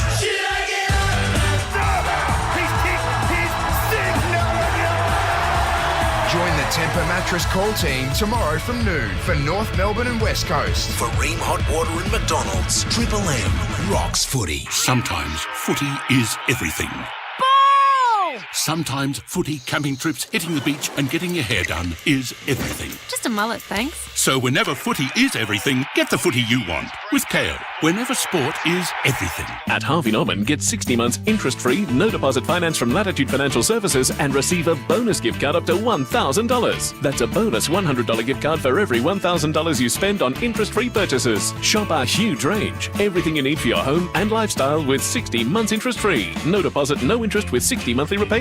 And receive a bonus gift card up to $1,000. T's and C's, fees, charges and product exclusions apply. Participating Latitude credit cards only. New customers must be approved. Minimum finance amount $1,000. Count on adventure in style with the bold Mitsubishi Eclipse Cross. Backed by Australia's first 10-year warranty with 10 years cap price servicing. Mitsubishi 1010. You can count on it. Exclusions and conditions including Mitsubishi servicing apply. See your Mitsubishi dealer for details. Hello, Frank Walker from National Tiles. For 43 years, National Tiles has consistently given our customers the best value for money tiles in Australia. Here's proof. Magnificent polished Verona floor tiles. National Tiles' best value price of $39 is over 20% below the market. That's right, 20% below the market every day of the year. Yes, I personally guarantee you National Tiles has the best value for money tiles in Australia every day of the year. Hey Robbo, how'd you go finding some work? Nah, no good, mate. Once this job finishes, I've got nothing coming up. Did you ring that mob at Construct Personnel? Who the is Construct Personnel? That labour hire joint. All their guys are ex-tradies, so basically it's tradies recruiting tradies. I've heard they're looking for tradies in between projects. Nice. I'll give them a buzz. Thanks, mate. Construct Personnel. Tradies recruiting tradies. Call 1300 Labour or search Construct Personnel. Score a great deal at Dan Murphy's for this footy season. With unbeatable offers on beers, spirits, wines and more, pick up a winner in-store or online at danmurphys.com.au before the game. Kick off the footy season at Dan Murphy's. T's and C's apply. Choose to drink wise. G'day, Heath Shaw here, reminding you Australia's best fantasy footy game, KFC Supercoach AFL, is back for another huge season. And this year, there's going to be a lot of players out to win it. There's a whopping 50 grand up for grabs, plus plenty of weekly prizes. Are you up for the challenge? Play for free today at supercoach.com.au. T's and C's apply. New South Wales Auth number TP/01005. Sometimes Carlton is everything. Oh, that's a good kick. And sometimes spicy food is everything. Oh, that's a good kick. So, whenever footy is everything, get the footy you want. Every Carlton game, every round, on KO. Whenever sport is everything. Shut up! The footy's on the radio! Triple M rocks footy. This quarter for Titanium Caravans. Tough on and off the field. Geelong by 3 at quarter time, 13 at the half. They got out to a 20-plus pointer, and then Mychek, Hill and McInnes kicked the last 3. Bobby Hill's got 3. Geelong lead at 16-3-99 to the Pies, 14-9-93 by 6 points. What's happening in India, Heath, around the grounds, Choice Hotels? Yeah, we've collapsed here, 188 all out. We were talking about it during the break, 2 for 129 into 188 all out, so we lost 859. Mitch Marsh, the lone hand, making 81, but look, we're staring at India 1-0 here. All right, Bob Jane T-Marts have great buy 3, get 1 free deals plus instant cash back. Call or order online today. T&Cs apply. Jeremy Howe, 7 have elected not to show the replay, and good on them, Tommy. Obviously, it's quite graphic and quite distressing, but from what you're being told, it's an arm issue for Jeremy Howe. Yeah, preliminary assessment from one of our cameramen who's just tracking it down. Hang on, Tommy. Sorry, Graham Wright, speak now. He might go to 7. Obviously, so he'll go off and have scans now, and obviously he's going to be out for a little while, but yeah, really disappointing for him. But we hope he's okay like everyone else at the moment. We're just getting feedback now. So that was fracture of the arm, Graham Wright said, and off getting scanned. Sorry, Tommy, you can continue there. Yeah, that's as per what I reported, and it was indicated. So hopefully that's the case. He's just going to go off in an ambulance now to get those scans. Our cameraman, one of our 7 cameramen down there, just tracking that, albeit at a distance. So he'll go to hospital shortly. The other big one, of course, not nearly as serious, though, is Tom Stewart. We thought it was a calf issue, but he has got that right knee in a pretty heavy brace. So I'll follow that one up post-game as well. We got some caffeine into the Chief. He's into his 5th quarter, Chief. Well, that one went for 40 minutes, that third quarter. The other thing we should say is De Koning's out there, but he's not doing anything. He's not flying. He's not really competing. So I think he's on one leg as well. Strap yourself in for this last quarter for McDonald's and Ream. Hot water, Triple M rocks footy. We've got a full house at the MCG. We've got the Cats by one straight kick, 99-93, and it's the Pies. Head inside 50 first up. Tom Mitchell, Radaglia couldn't take the mark. Stanley coughed it up to the crisper. Smart pass to De Goey. He thought his way through that Jack Crisp. And Jordan De Goey has been a powerful presence tonight. He should kick this one, Nate. Well, he has been. He was involved at the centre bounce, and he was the one that pushed forward. And Dangerfield, also Blixarves, and I think Atkins with a 3 in there. They're all staying as centre half forward, and De Goey was just in there on his own. Had 2 goals and 26 possessions in the qualifying final against the Cats. Jordan De Goey. Didn't hit the post, did it? Well, it looked like it was through. Chief, I was writing in the book. See the ball hit the inside of the goalpost. Can get in the score review? Poster. Players are celebrating. The players think it's a goal. But the umpire said he did hit the post, Chief. He said, did it hit the post? Just checking. Just to check, yeah, that looks all clear. Howie, I would have thought, on the Luke Tunnicliffe score review. Well, hang on, Snork's got the... he gets a commission. Got Snicko out now, that's what we need. It's all clear. That'll be a goal to Jordan De Goey. That'll be his second goal. And scores are level here at the MCG. Snorkel likes to take his time out. A lot of ads on it, isn't there? Extraordinary setup. 16-3-99 to 15-9-99. All locked away in the last quarter. We had a draw in the first game last night. That is all on the Triple M Titanium Caravan scoreboard. Reece Stanley would like his time again. The big man got the ball 40 out in defence and just thought, oh, big handball will do. It doesn't matter if it goes straight to the opposition. When was the last time in the history of VFL, AFL football that the first 2 rounds to start the season Heath were draws? I think it's happened before. I'll double check for you, Howie. Really? Okay. I'll double check. No, it doesn't. Don't guess, mate. Two-man doesn't guess. Oh, he does. He makes up. It's built tough for Aussie conditions when it comes to water heating. Ask your plumber to install a room. So it's all square after De Goey kicks his second. What a cracking game of footy on a beautiful night in magnificent Melbourne. Dangerfield shrugs one tackle, can't get past Mitchell on the second. What's Mitchell had tonight? Tom Mitchell, Red Z Landing stats, 14 disposals. Caught in a tackle is Darcy Cameron on the outer side. Red Z Lenders, loans for the self-employed. That's redzed.com. What are we seeing on the Harvey Norman there? Must be an ambulance, which must be Jeremy Howard departing. On the way to scans, our thoughts to Jeremy and his family. Hopefully he's okay.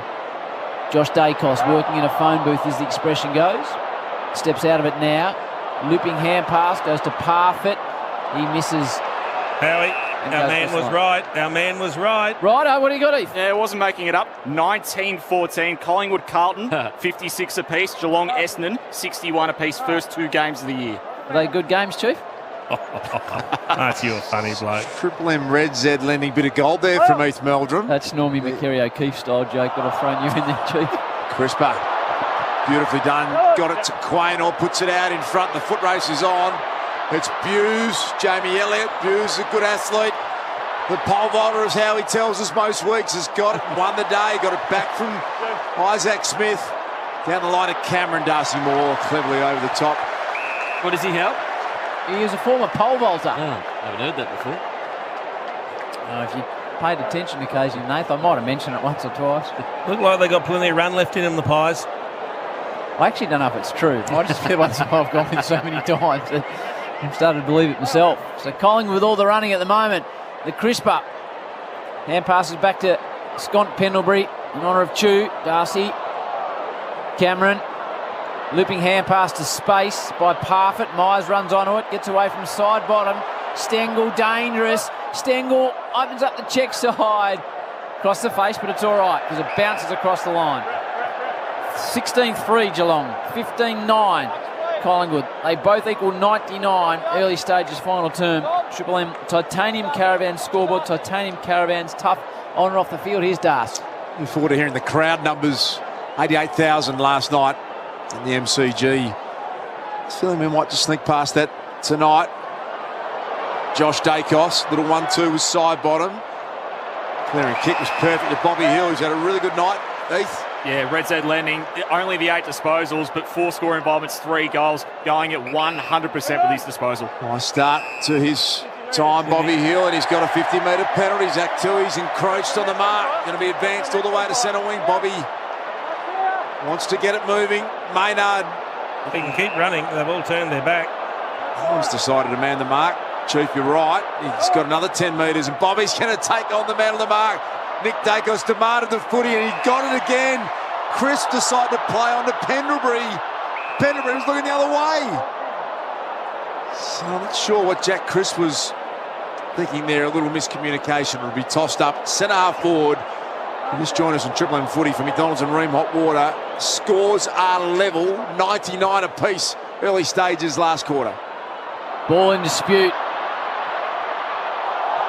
Run forward by Hill.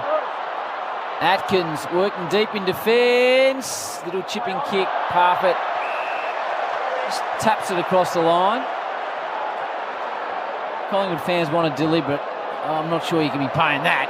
Parfitt's numbers, Heath, because he came on pretty early for Tom Stewart and hasn't had a lot of impact. Yeah, he certainly has. 43 minutes on the field, but just the 4 disposals so far. He's standing next to the crisper at the moment. Fitzarves standing next to Pendlebury. Falls to Josh Dacos. Just winds up a big barrel inside 50. McInnes is there. Jamie Elliott. McInnes again at ground level to go. He just missed. Mitchell on hand. Left foot snap. Mitchell playing for the Pies, kicking his second, and Collingwood lead it by a goal. Can you believe it? 16-9 to 16-3. The Premiers are a kick down, 16:38 on the clock. They've got all the momentum. There were a number of Cats players suggesting it was touched off the boot, but their body language doesn't suggest that's the case now. I think it was more in hope. They've got numbers at ground level. They just look like they've got a little bit more run, the Pies. 5 in a row, Chief. As you said earlier, Chief, that's a great addition to Tom Mitchell. If he can hit the scoreboard a little more regularly, he becomes a very dangerous player. Heath? Red Z Lending stats, 7 minutes in this quarter. Josh Dacos, 6 disposals, most on the ground. Plays that wing role as good as anyone. Josh Dacos, Triple M Harvey Norman replay. Nice scenes in the rooms. We've just seen Jeremy Howe and his partner have a little bit of a kiss as he's on the stretcher and he's going to make his way. Fractured arm, as reported by our own Tommy Brown, confirmed by Graham Wright. So Jeremy Howe makes his way to hospital, but good to see that he's up and well. Free kick's been picked out, half forwards going the way of Pendlebury, and Howie just told you the last 5 goals of the game are Collingwood's. Serious momentum. Beautifully done, Pendlebury. It was a stripping tackle that resulted in incorrect disposal against Tui. Pendlebury's got it. He's taking its full length of time. Pendlebury pops it up. Wants McStay to fly. Got a fingernail on it. Radigalea back there. Hands it over to Cam Guthrie, who walks it over for a boundary throw in. About 20 around for the Magpies. Punt road end goal. They've got a 6-point lead. 16 minutes left in this match. That is all on the Triple M Titanium Caravan scoreboard. Pressure rating in this last quarter, Ruth. All Collingwood. AFL average for pressure factor 180. Collingwood 252. Stanley taps it down. There's an arm held. And it's going the way of the Pies. No, it's going the way of Reece Stanley. So he's got it pretty much at centre half back. Bob Jane T-Marts have great buy 3, get 1 free deals plus instant cashback. Call your order online today. T&Cs apply. Tommy Brown's been keeping us across everything down on the boundary for Bob Jane. Outer side ball. Henry flies behind. Mark taken by Darcy Cameron. 204 centimetres, 103 kicks, big boy. How many's Nick Dacos had now? Nick Dacos, 29 disposals. That was number 30. Myercheck's fisted across the line by Stanley, with Collingwood in attack, leading by 1 goal after he kicked the last 5 of the match. 15-18 to go, final term. Stanley and Darcy Cameron, 2 big units. Cameron wins the hit out. Elliott charged at it from defence. Max Holmes with a clearing kick, puts it out in front of Stengel. Darcy Moore came across and cleverly slapped it forward, then got it back. Hoskin Elliott had a nice little deft touch in there. The kick forward, though, has been marked back there by Mark O'Connor. Just lost a bit of run at the moment, the Cats. They're Play on. just trying to link up. Stanley gets rolling. Wanted to find Blitzars. Made it pretty hard for him. Side bottom chipped in. Zach Tui cannon into by side bottom on the AFL logo members side wing. It's going to be held up right there. They've got 0 run at the moment, Duke. They can't get the ball from their half of the ground to Jeremy Cameron and Tom Hawkins, who've done a lot of the damage tonight, and Stengel. So it's been Collingwood who've been locked in Geelong's half for most of the night, but this last quarter's continually belonged to Collingwood. Triple MC Bar Supers, you got Noodles and you got the Chieftain. Then you got Steele side bottom with space on the wing. They've kicked 5 on the trot and they've got all the running. Collingwood, Pendlebury sees the ball inside 50. Radaglia will come and really does well, holds a strong mark, but he might have got a poke in the eyeball from De Koning, who hasn't been right since he damaged a knee in the second term. Radagalia's night, Chief. How would you sum that up? He's got licence to fly for his marks. He's attacked it. I think he's still got a bit to learn about his positioning, but I think there's a future there for him down back. Picked up by Ollie Henry. The predictable boos come from the Collingwood fans. Stanley bends it round the corner. Stengel called close out of it. It was the right decision. He wants the lead from Hawkins. Back in board, Nathan Murphy read it pretty well. Then got cannoned into over the top. Free kick going the way of the Magpies. Over the shoulder, Murphy takes it at half-back for Collingwood. It's a fine line when you come off your man like Murphy did there. It was only half an inch and he would have missed it. Dangerfield would have marked it on the 50, but he made the right decision, took the ball with him, got the free kick. It's just come off the bench, Danger. They need a massive last 15 minutes from their skipper, the Cats. Good fly by Rowan, uncontested in the end as he leapt above a couple of players. He's got it centre wing, pretty close to the AFL logo. The opening round was a draw last night. It's a 1-goal lead to Collingwood. They've been 4 goals down a couple of times tonight. They've kicked the last 5 of the match. They've got all the running. Got injury concerns to the Cats as the ball's locked inside 50 for Geelong. 30 out from their attacking goal. Thrown up. Tom Hawkins, we know what he's capable of with the ruck situation. Mason Cox almost got a little bit overzealous there over the top of Hawkins. Tom Mitchell, beautiful give out to Jack Crisp. Kick down the line over the head of De Koning, who Chief and Nate have pointed out a few times after that knee tweak has just been a little cautious in his movement. Yep. Pretty brave effort, you suspect, to be out there, Sam De Koning. Umpire right in front of the benches and the members. Has to be 90,000 more here tonight at the MCG. Mason Cox has been up and about at various stages. He's kicked a couple. Coxie. Good hand pass from Josh Dacos to the running Noble. Here they come again. Collingwood, can they make it 6 in a row to go? He runs out of space. Dishes it off the side bottom. Sends a 20-metre ball wide to Bobby Hill. He's got free. There's Bobby on debut for Collingwood. He's too far out to score, Bobby. Tries a little low squeezer. Really good defence. Spoil from Radaglia came. Holmes is under pressure. Mitchell runs him down. Spills to De Goey. Dishes off the hand pass. McCreary. High ball. Collingwood fans wait. It'll drop in the square. Falls away from Myercheck. Comes towards McInnes. Oh, he's come on the sub. And he's kicked 2 as Reef. 6 in a row for the Pies. They're 2 goals up. 11:56 on the clock.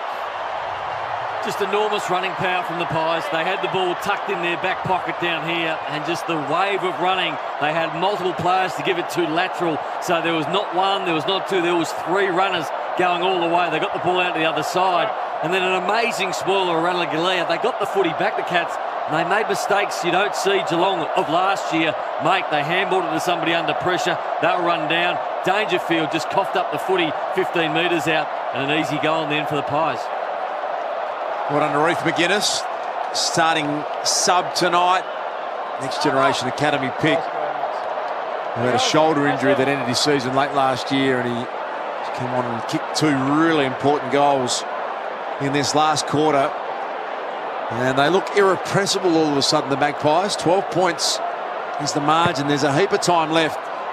Nearly 12 minutes in the game, but you just can't see a way for the Cats at the moment. Well, who in the midfield is going to do it for the Cats, Brownie? I think they need to inject some pace impact. Guthrie's not having an impact. Contact long.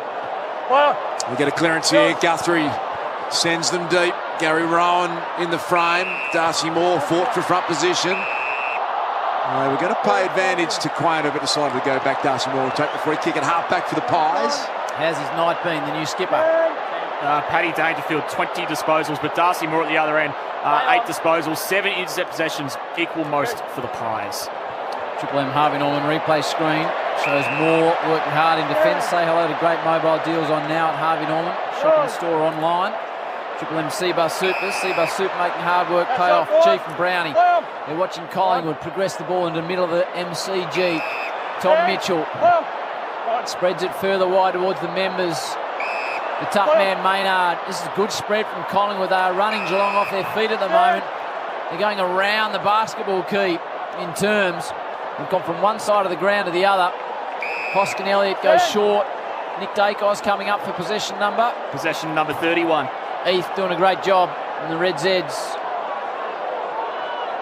He's a bit unsure as to what to do, so he does well because he lobs it up 20 from home. Perfect kick for the forwards. Falls to ground. McGuinness was in the air again. Parfitt under pressure. Dangerfield. Oh, gee, was nearly done by Adams. I don't know how he got rid of it. Did well in the end because one arm was pinned. Big Maso lays the tackle. And Dangerfield did really well to release that football. He got rid of it by throwing it, Howie. Yes. It was a terrific tackle that wasn't rewarded. Yes. Magpies have this camped inside their forward 50. Punt right into the MCG. The last 6 goals of the game. Collingwood, can they make it 7? Chris spinning, bending, snapping and missing. Jack Crisp extends the lead out to 13 points. The Triple M Titanium Caravan scoreboard. Titanium Caravans, great to have them part of Triple M footy. Howie, looking forward to having a close-up look at a Titanium Caravan. Nath could take one up to the U-Yanks. Tough on and off the field. Isaac Smith to bring the ball back in. Nice big post game we got tonight as well. I think we'll open up the line and Triple M open line. Full discussion. Might talk about Chiefs off season. Yes, in depth. The Northern Lights might get a run. Yep. Chinkatera. Now the Crisper plays on. They got all the running here, the Pies. Nick Dacos back to the Crisper. Little slider forward. Big fly from behind. Forced to McGuinness. McCree will run it home and goal! 7 on the trot for the Hot Pies. Unbelievable scenes at the G. They're up by 19 points. And the Pies fans are to not put too fine a point on it, going off their heads. 18-10 to 16-3, 9:49 to go. And the reigning premiers have given up 7 on the bounce. Well, it's just pace, isn't it, Chief? Pace again. Nick Dacos involved, Crisp involved, McCreary out the side. Every time you look up, there's just Collingwood players streaming forward. Now I'm looking at Geelong's lineup. What can Chris Scott do? What players can he change right now to get some run and carry? Gary Rowan's got pace. Do you bring him into the midfield? It's a bit dangerous because he can run both ways, but they need pace through that midfield because at the moment the Pies are running them off their legs. Yeah, middle of the ground, they're getting dominated. Might need Joel Selwood out of the stands. Nice little touch there from Reece McGuinness. Squeezed the handle out to the eventual goal kick out by McCreary. Doesn't he? Been good, Reece McGuinness. 7 on the trot for the Pies. Recalled bounce will be thrown up. Mason Cox has had his role played pretty well. Atkins now and need the next goal desperately here. The Cats, can they get it? Atkins gets it back. Took on a couple of tacklers. Isaac Quainer standing in the way to Elliott. McCreary and Zach Guthrie. Zach Guthrie right off the boot boat. McCreary stole it out of his hands. Literally stole it. Had no right to get it. Great courage, McGuinness. Great courage, Ratugolea. Athletically, Ratugolea. McGuinness's tackle was brilliant. Pies have taken this to a whole new level. And with 9 minutes 16 left in the game, they have a 19-point lead on the Triple M Titanium Caravan scoreboard. It's good footy all round. Terrific defensive work from Ratugolea, but the pressure from McInnes, he's done some brilliant things since coming on. He's playing himself into a game next week, Chief, as starting as the sub. I mean, fantastic. Atkins scoops it out. Good attack on the footy. Hoskin Elliott won it from Guthrie. Sends it deep forward. Radigolea's battled hard all day. It's an aggressive fist. Goes back to Zach Tui. Kicked the first 2 goals of the affair. Doesn't have too many options to release. He chooses Tanner Bruin. What's his numbers in his first night in the hoops, Heath? Tanner Bruin, Red Z lending stats, just a 14 disposals, 7 of those contested. Sends it down the line. Murphy's really courageous in the air, Nathan Murphy. That one went through and over his head and out of bounds. Chris Scott looking on, the reigning premiership coach, two-time premiership coach of the Cats. 70% win record, Chief Chris Scott has got over a 15-year period in the game. Frightening. That will be very hard to match at any time soon. And an outstanding contributor in his football journey in every level. Trying to soccer it forward was Ollie Henry, and the Magpie fans aren't missing Ollie Henry any chance they get. There's been a bit of banter back and forth, and Collingwood are sensing a huge victory here in round one. 8.5 minutes to go. Magpies by 19 points. Ball comes back into play. Centre wing out of side. Pendlebury's been fantastic to go. He has been as well. Elliott loops it back to side bottom. Defensive flank. Hits Bobby Hill. I don't know if Bobby touched it. No, it's out on the full. Bobby Hill's kicked free for the night, though. Atkins brings it back in and goes to Smith. Isaac Smith. High to half forward. Rowan, the only target there, surrounded by Magpies. Hoskin Elliott started the game with a lot of touches. Noble, clever kick to McCreary. Got space. He's got Mason Cox down the line. He heads in that direction. Reece McGuinness, the deepest forward. McStay wants it in the corridor. McStay looks free. He'll get a launch at this damn McStay, the former Brisbane Lion. McGuinness has been huge. Picked it up. Stepped around. Got tripped. Got legged. He'll get a free kick. Reece McGuinness.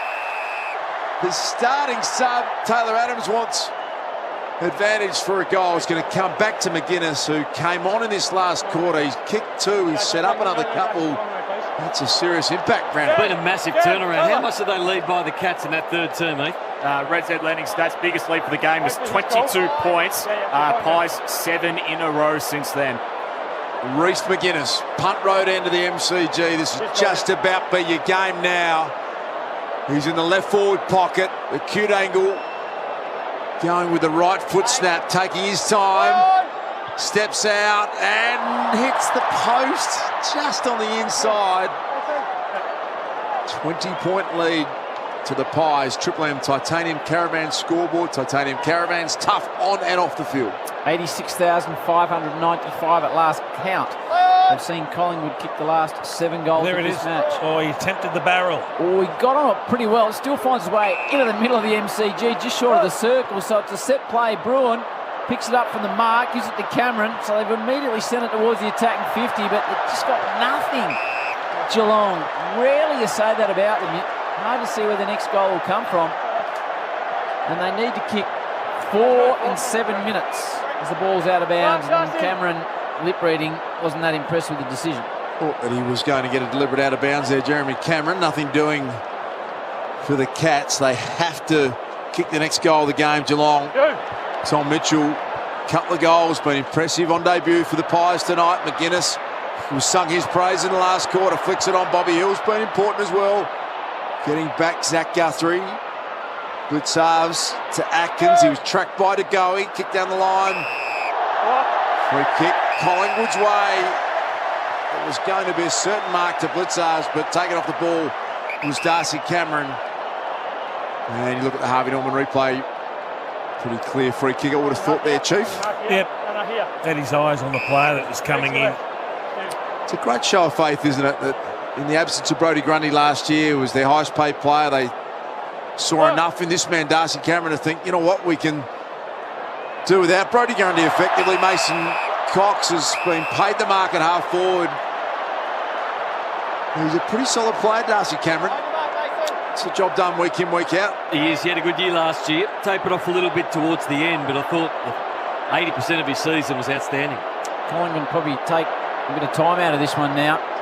Clock's ticking and Mason realises he's taken at least 15 off, just waiting to drop the ball inside 50 towards the pocket. Oh, Henry, nice hanger in defence.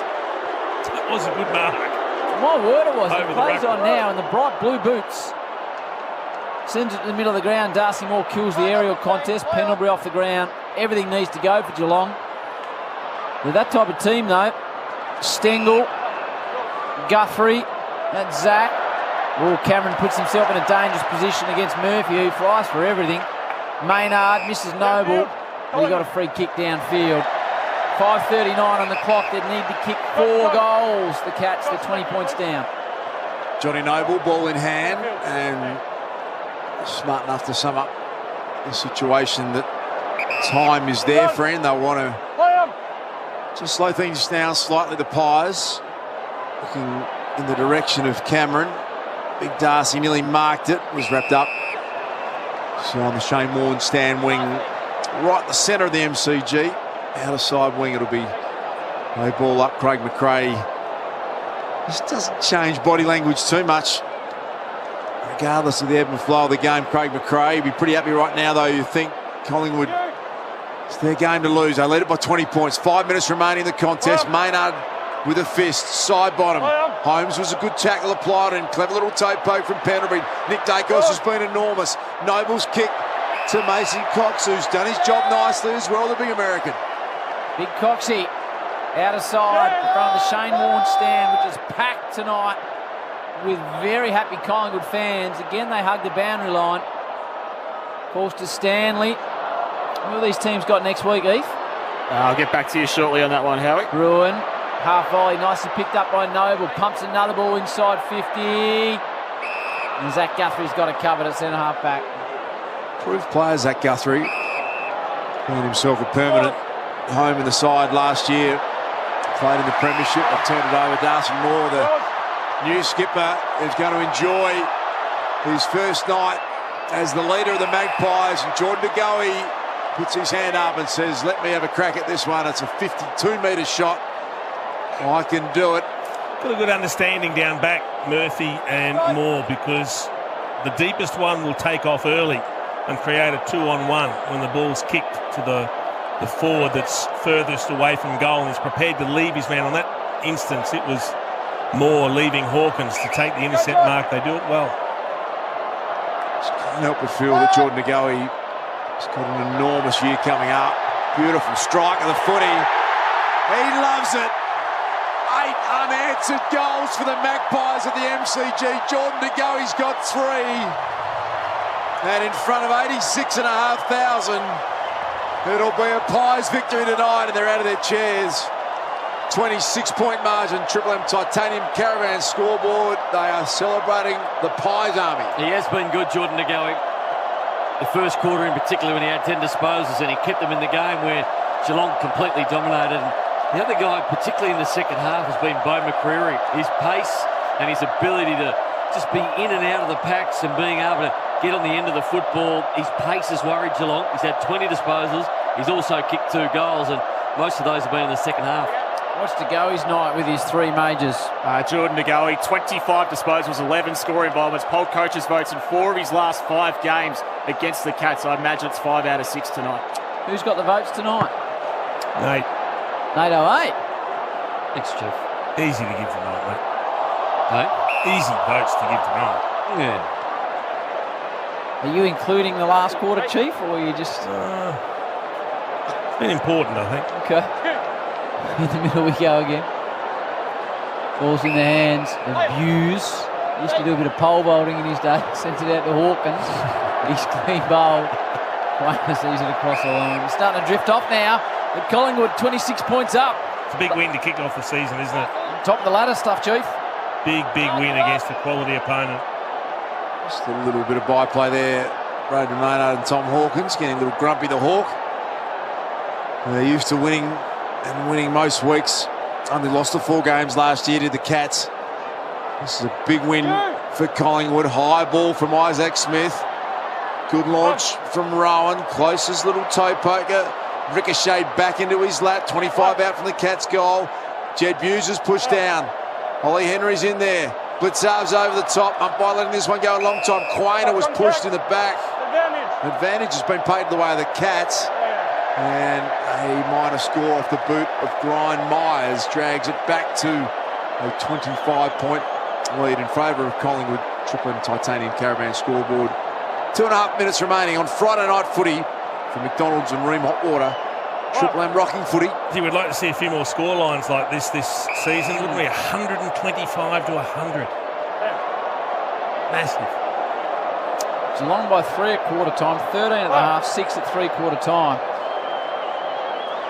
It's been a 5-goal-to-0 term. They've kicked the last 8 goals of the match, Collingwood. They lead it by 25 points. Mitchell's run down from behind. A free kick to the Cats, centre wing. Big injury story will be Jeremy Howe with a suspected broken arm. They've got concerns too, Geelong. De Koning with a knee, but he's played it out. He's looked proppy, but Tom Stewart was the other one with a heavily bandaged knee as well. It'll be an injury watch. Holmes drives it forward. Hawkins gets off his man. What's his night, Tommy Hawkins? Tom Hawkins, this is his first disposal for the quarter. This will be disposal number 11, 2 goals as well. Huge man, Tommy Hawkins. Lining up for goal number 735. Listed at 105 kilos. The big Hawk. From 45 out of side, 3 metres inside the boundary. Slides it across the face.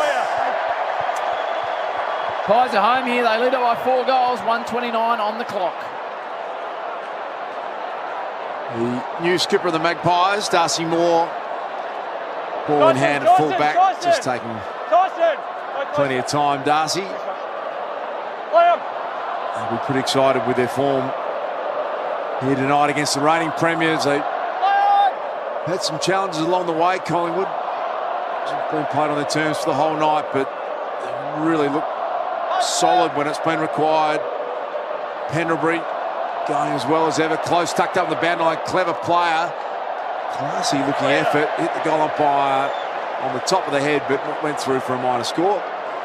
16-6, 102 Geelong. 19-11, 125 Collingwood. Triple M Titanium Caravan scoreboard. Next week, Heath? Next week, Pies have got Port Adelaide, and then Thursday night, Geelong v Carlton. That's next Thursday, is it? That's a game and a half. Collingwood bash it to the open spaces. Geelong's got sweepers back in position. Zach Tui, who kicked the first 2 goals of the match. It's going to go inboard, but it's all sealed that way, so had to drive it down the line. Big fish from behind by the Collingwood defenders. Dangerfield goes really hard at Mitchell. Cameron throws a left boot, drives the ball forward. Darcy Moore spoils a teammate. Spills to ground. Noble with a clearing ball. Sends it out only as far as Maxie Holmes. He'll send the ball directly back inside. Myers does well to mark in front of Pendlebury. With 26 seconds on the clock, he was going to hand pass it. 3 metres out. It's a long kick for him from there. He goes back now, G. Myers. Swings round on the right. Hooks it. It could well be the last score of the match. We're down under 10 seconds. Geelong is 16-7. Collingwood are 19-11. Collingwood have kicked the last 8 goals of this match, Dars. Just about all over. 22-point margin. Noble's fullback kick in over the head of Myercheck. This is a resounding victory in the end for the Magpies in front of 86,500 at the MCG. Round 1. Collingwood defeat the reigning premiers Geelong.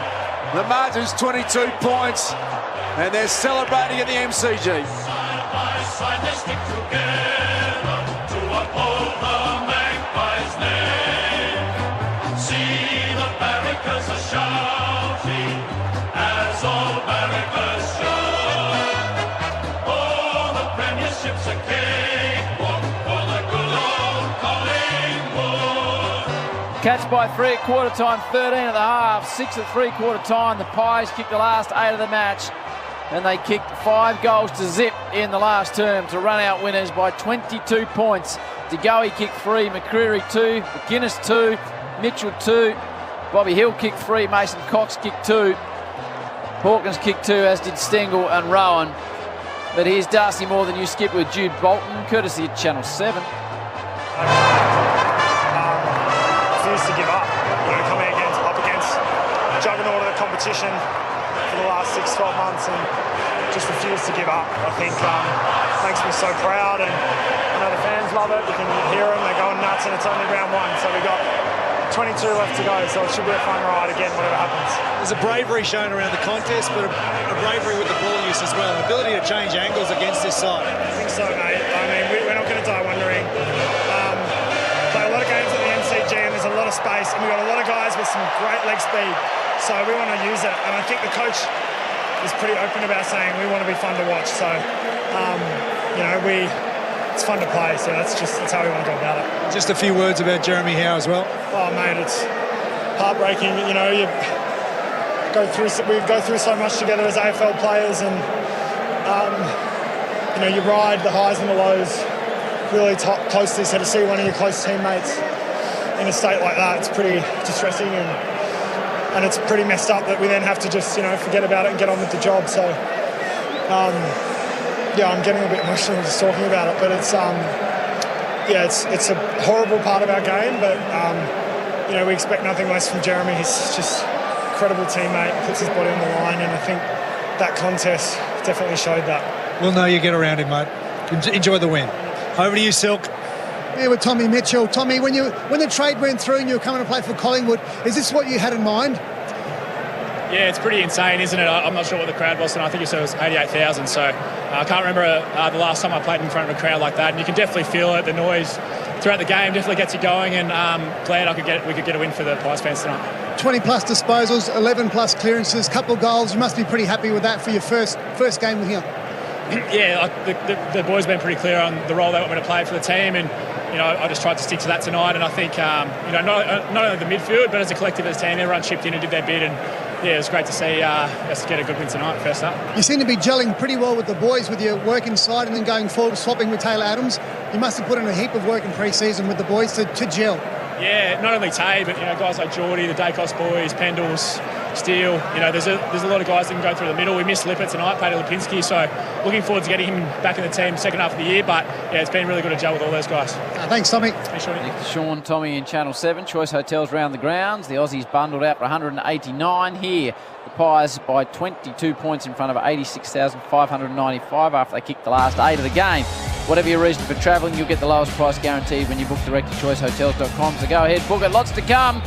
We might even open up to the relays, take callers. We'll see what's happening from McDonald's and Ream Hot Water. The Pies are top of the ladder, 22-point winners over the Premiers. Triple M rocks football.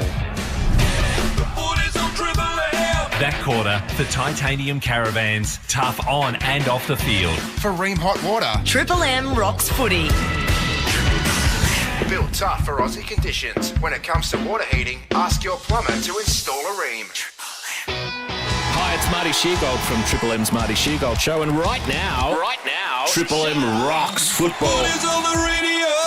Max, go on. Oh, well, let's talk about your eight. Got North in there, obviously, just creeping in with 11 wins. Just missed, but if you look at Collingwood of 2021, they were 17th. Were North 17th or 18th? Last? We were 18th. So it might be a bit harder. Triple M's Marty Sheargold Show. Weekdays from 6 on Triple M. Get the podcast now from the Listener app. Is 2023 the year of the Rebels? Super Rugby Pacific is now streaming. Every match, ad-free, live and on demand. Chiefs vs Rebels. And a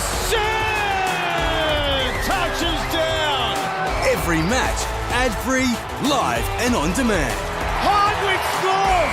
That was magic. Kicks off Saturday on the home of rugby, Stan Sport.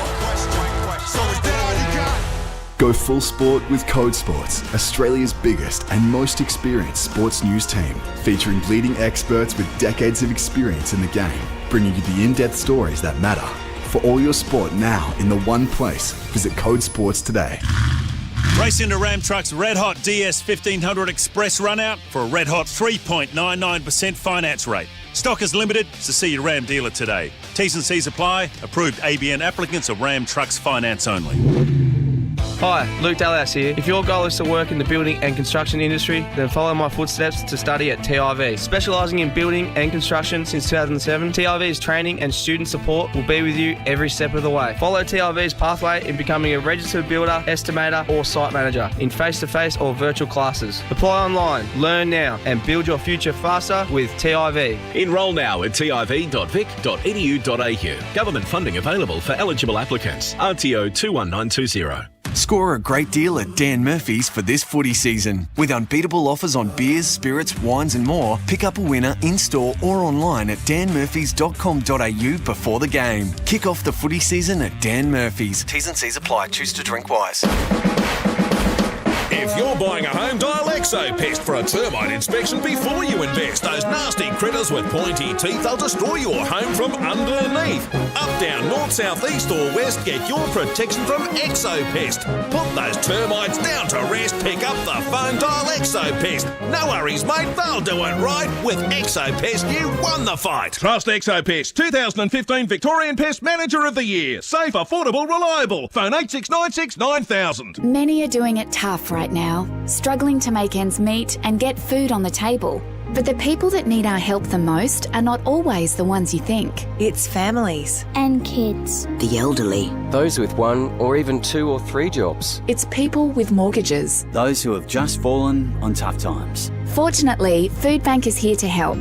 Help us to help those doing it tough. Donate to Food Bank today to ensure no one goes without. Head to foodbank.org.au. The Emmy-nominated phenomenon returns with a new season. Yellow Jackets, Season 2. We brought it back with us. Streaming March 24, exclusively on Paramount Plus. Shut up! The foot is on the radio! Triple M rocks footy. The Triple M Footy Review. Amy. Who covers clangers? Amy does. Lucky you're with Amy.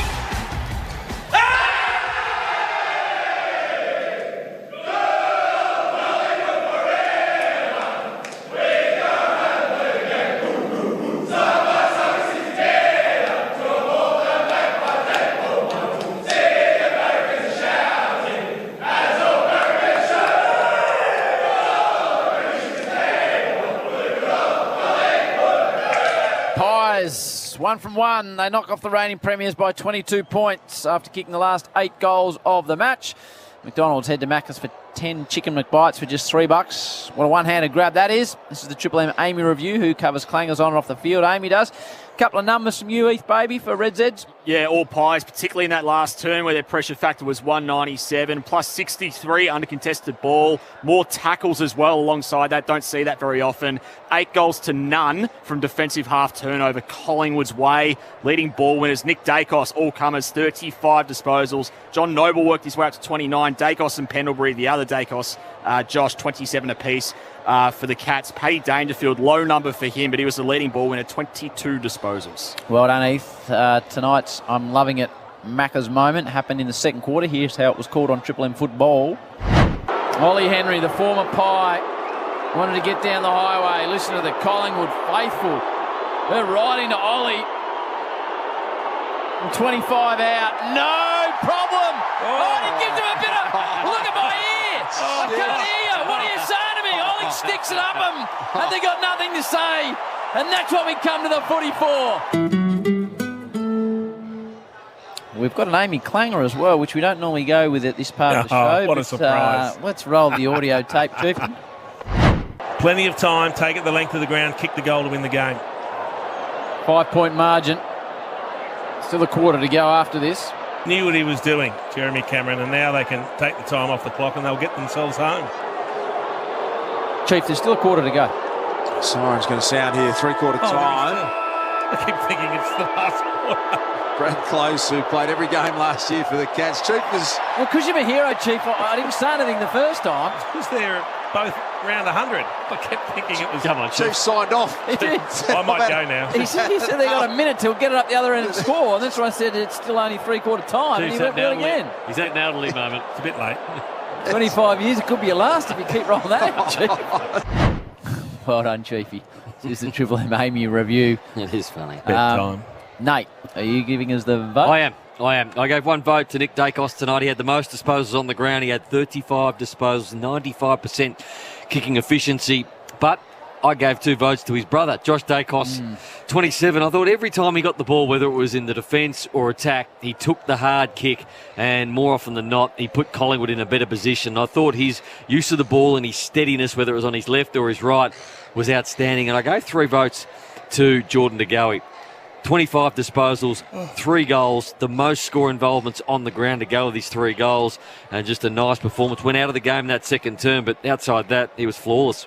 Well done, Nate. Unfortunately, we can't take callers because Sejuna has got their country music show tonight. Down in Sejuna. Yep. Das, what's on tomorrow for you? I will be heading down to the Barwon River for the head of the schoolgirls regatta, Howie. Down Geelong way, eh? Down at Geelong. Looking forward to that. And then I'll be back here at the MCG for Melbourne and the Dogs. Watch your young bloke get around. We'll have a kick. Should be Very good. nice. What about you, Chieftain? Unfortunately, I've got to work with you again tomorrow, Howie. Lucky me. We've got big the belter. blockbuster. We do. North Melbourne versus the West Coast Eagles. Noodles.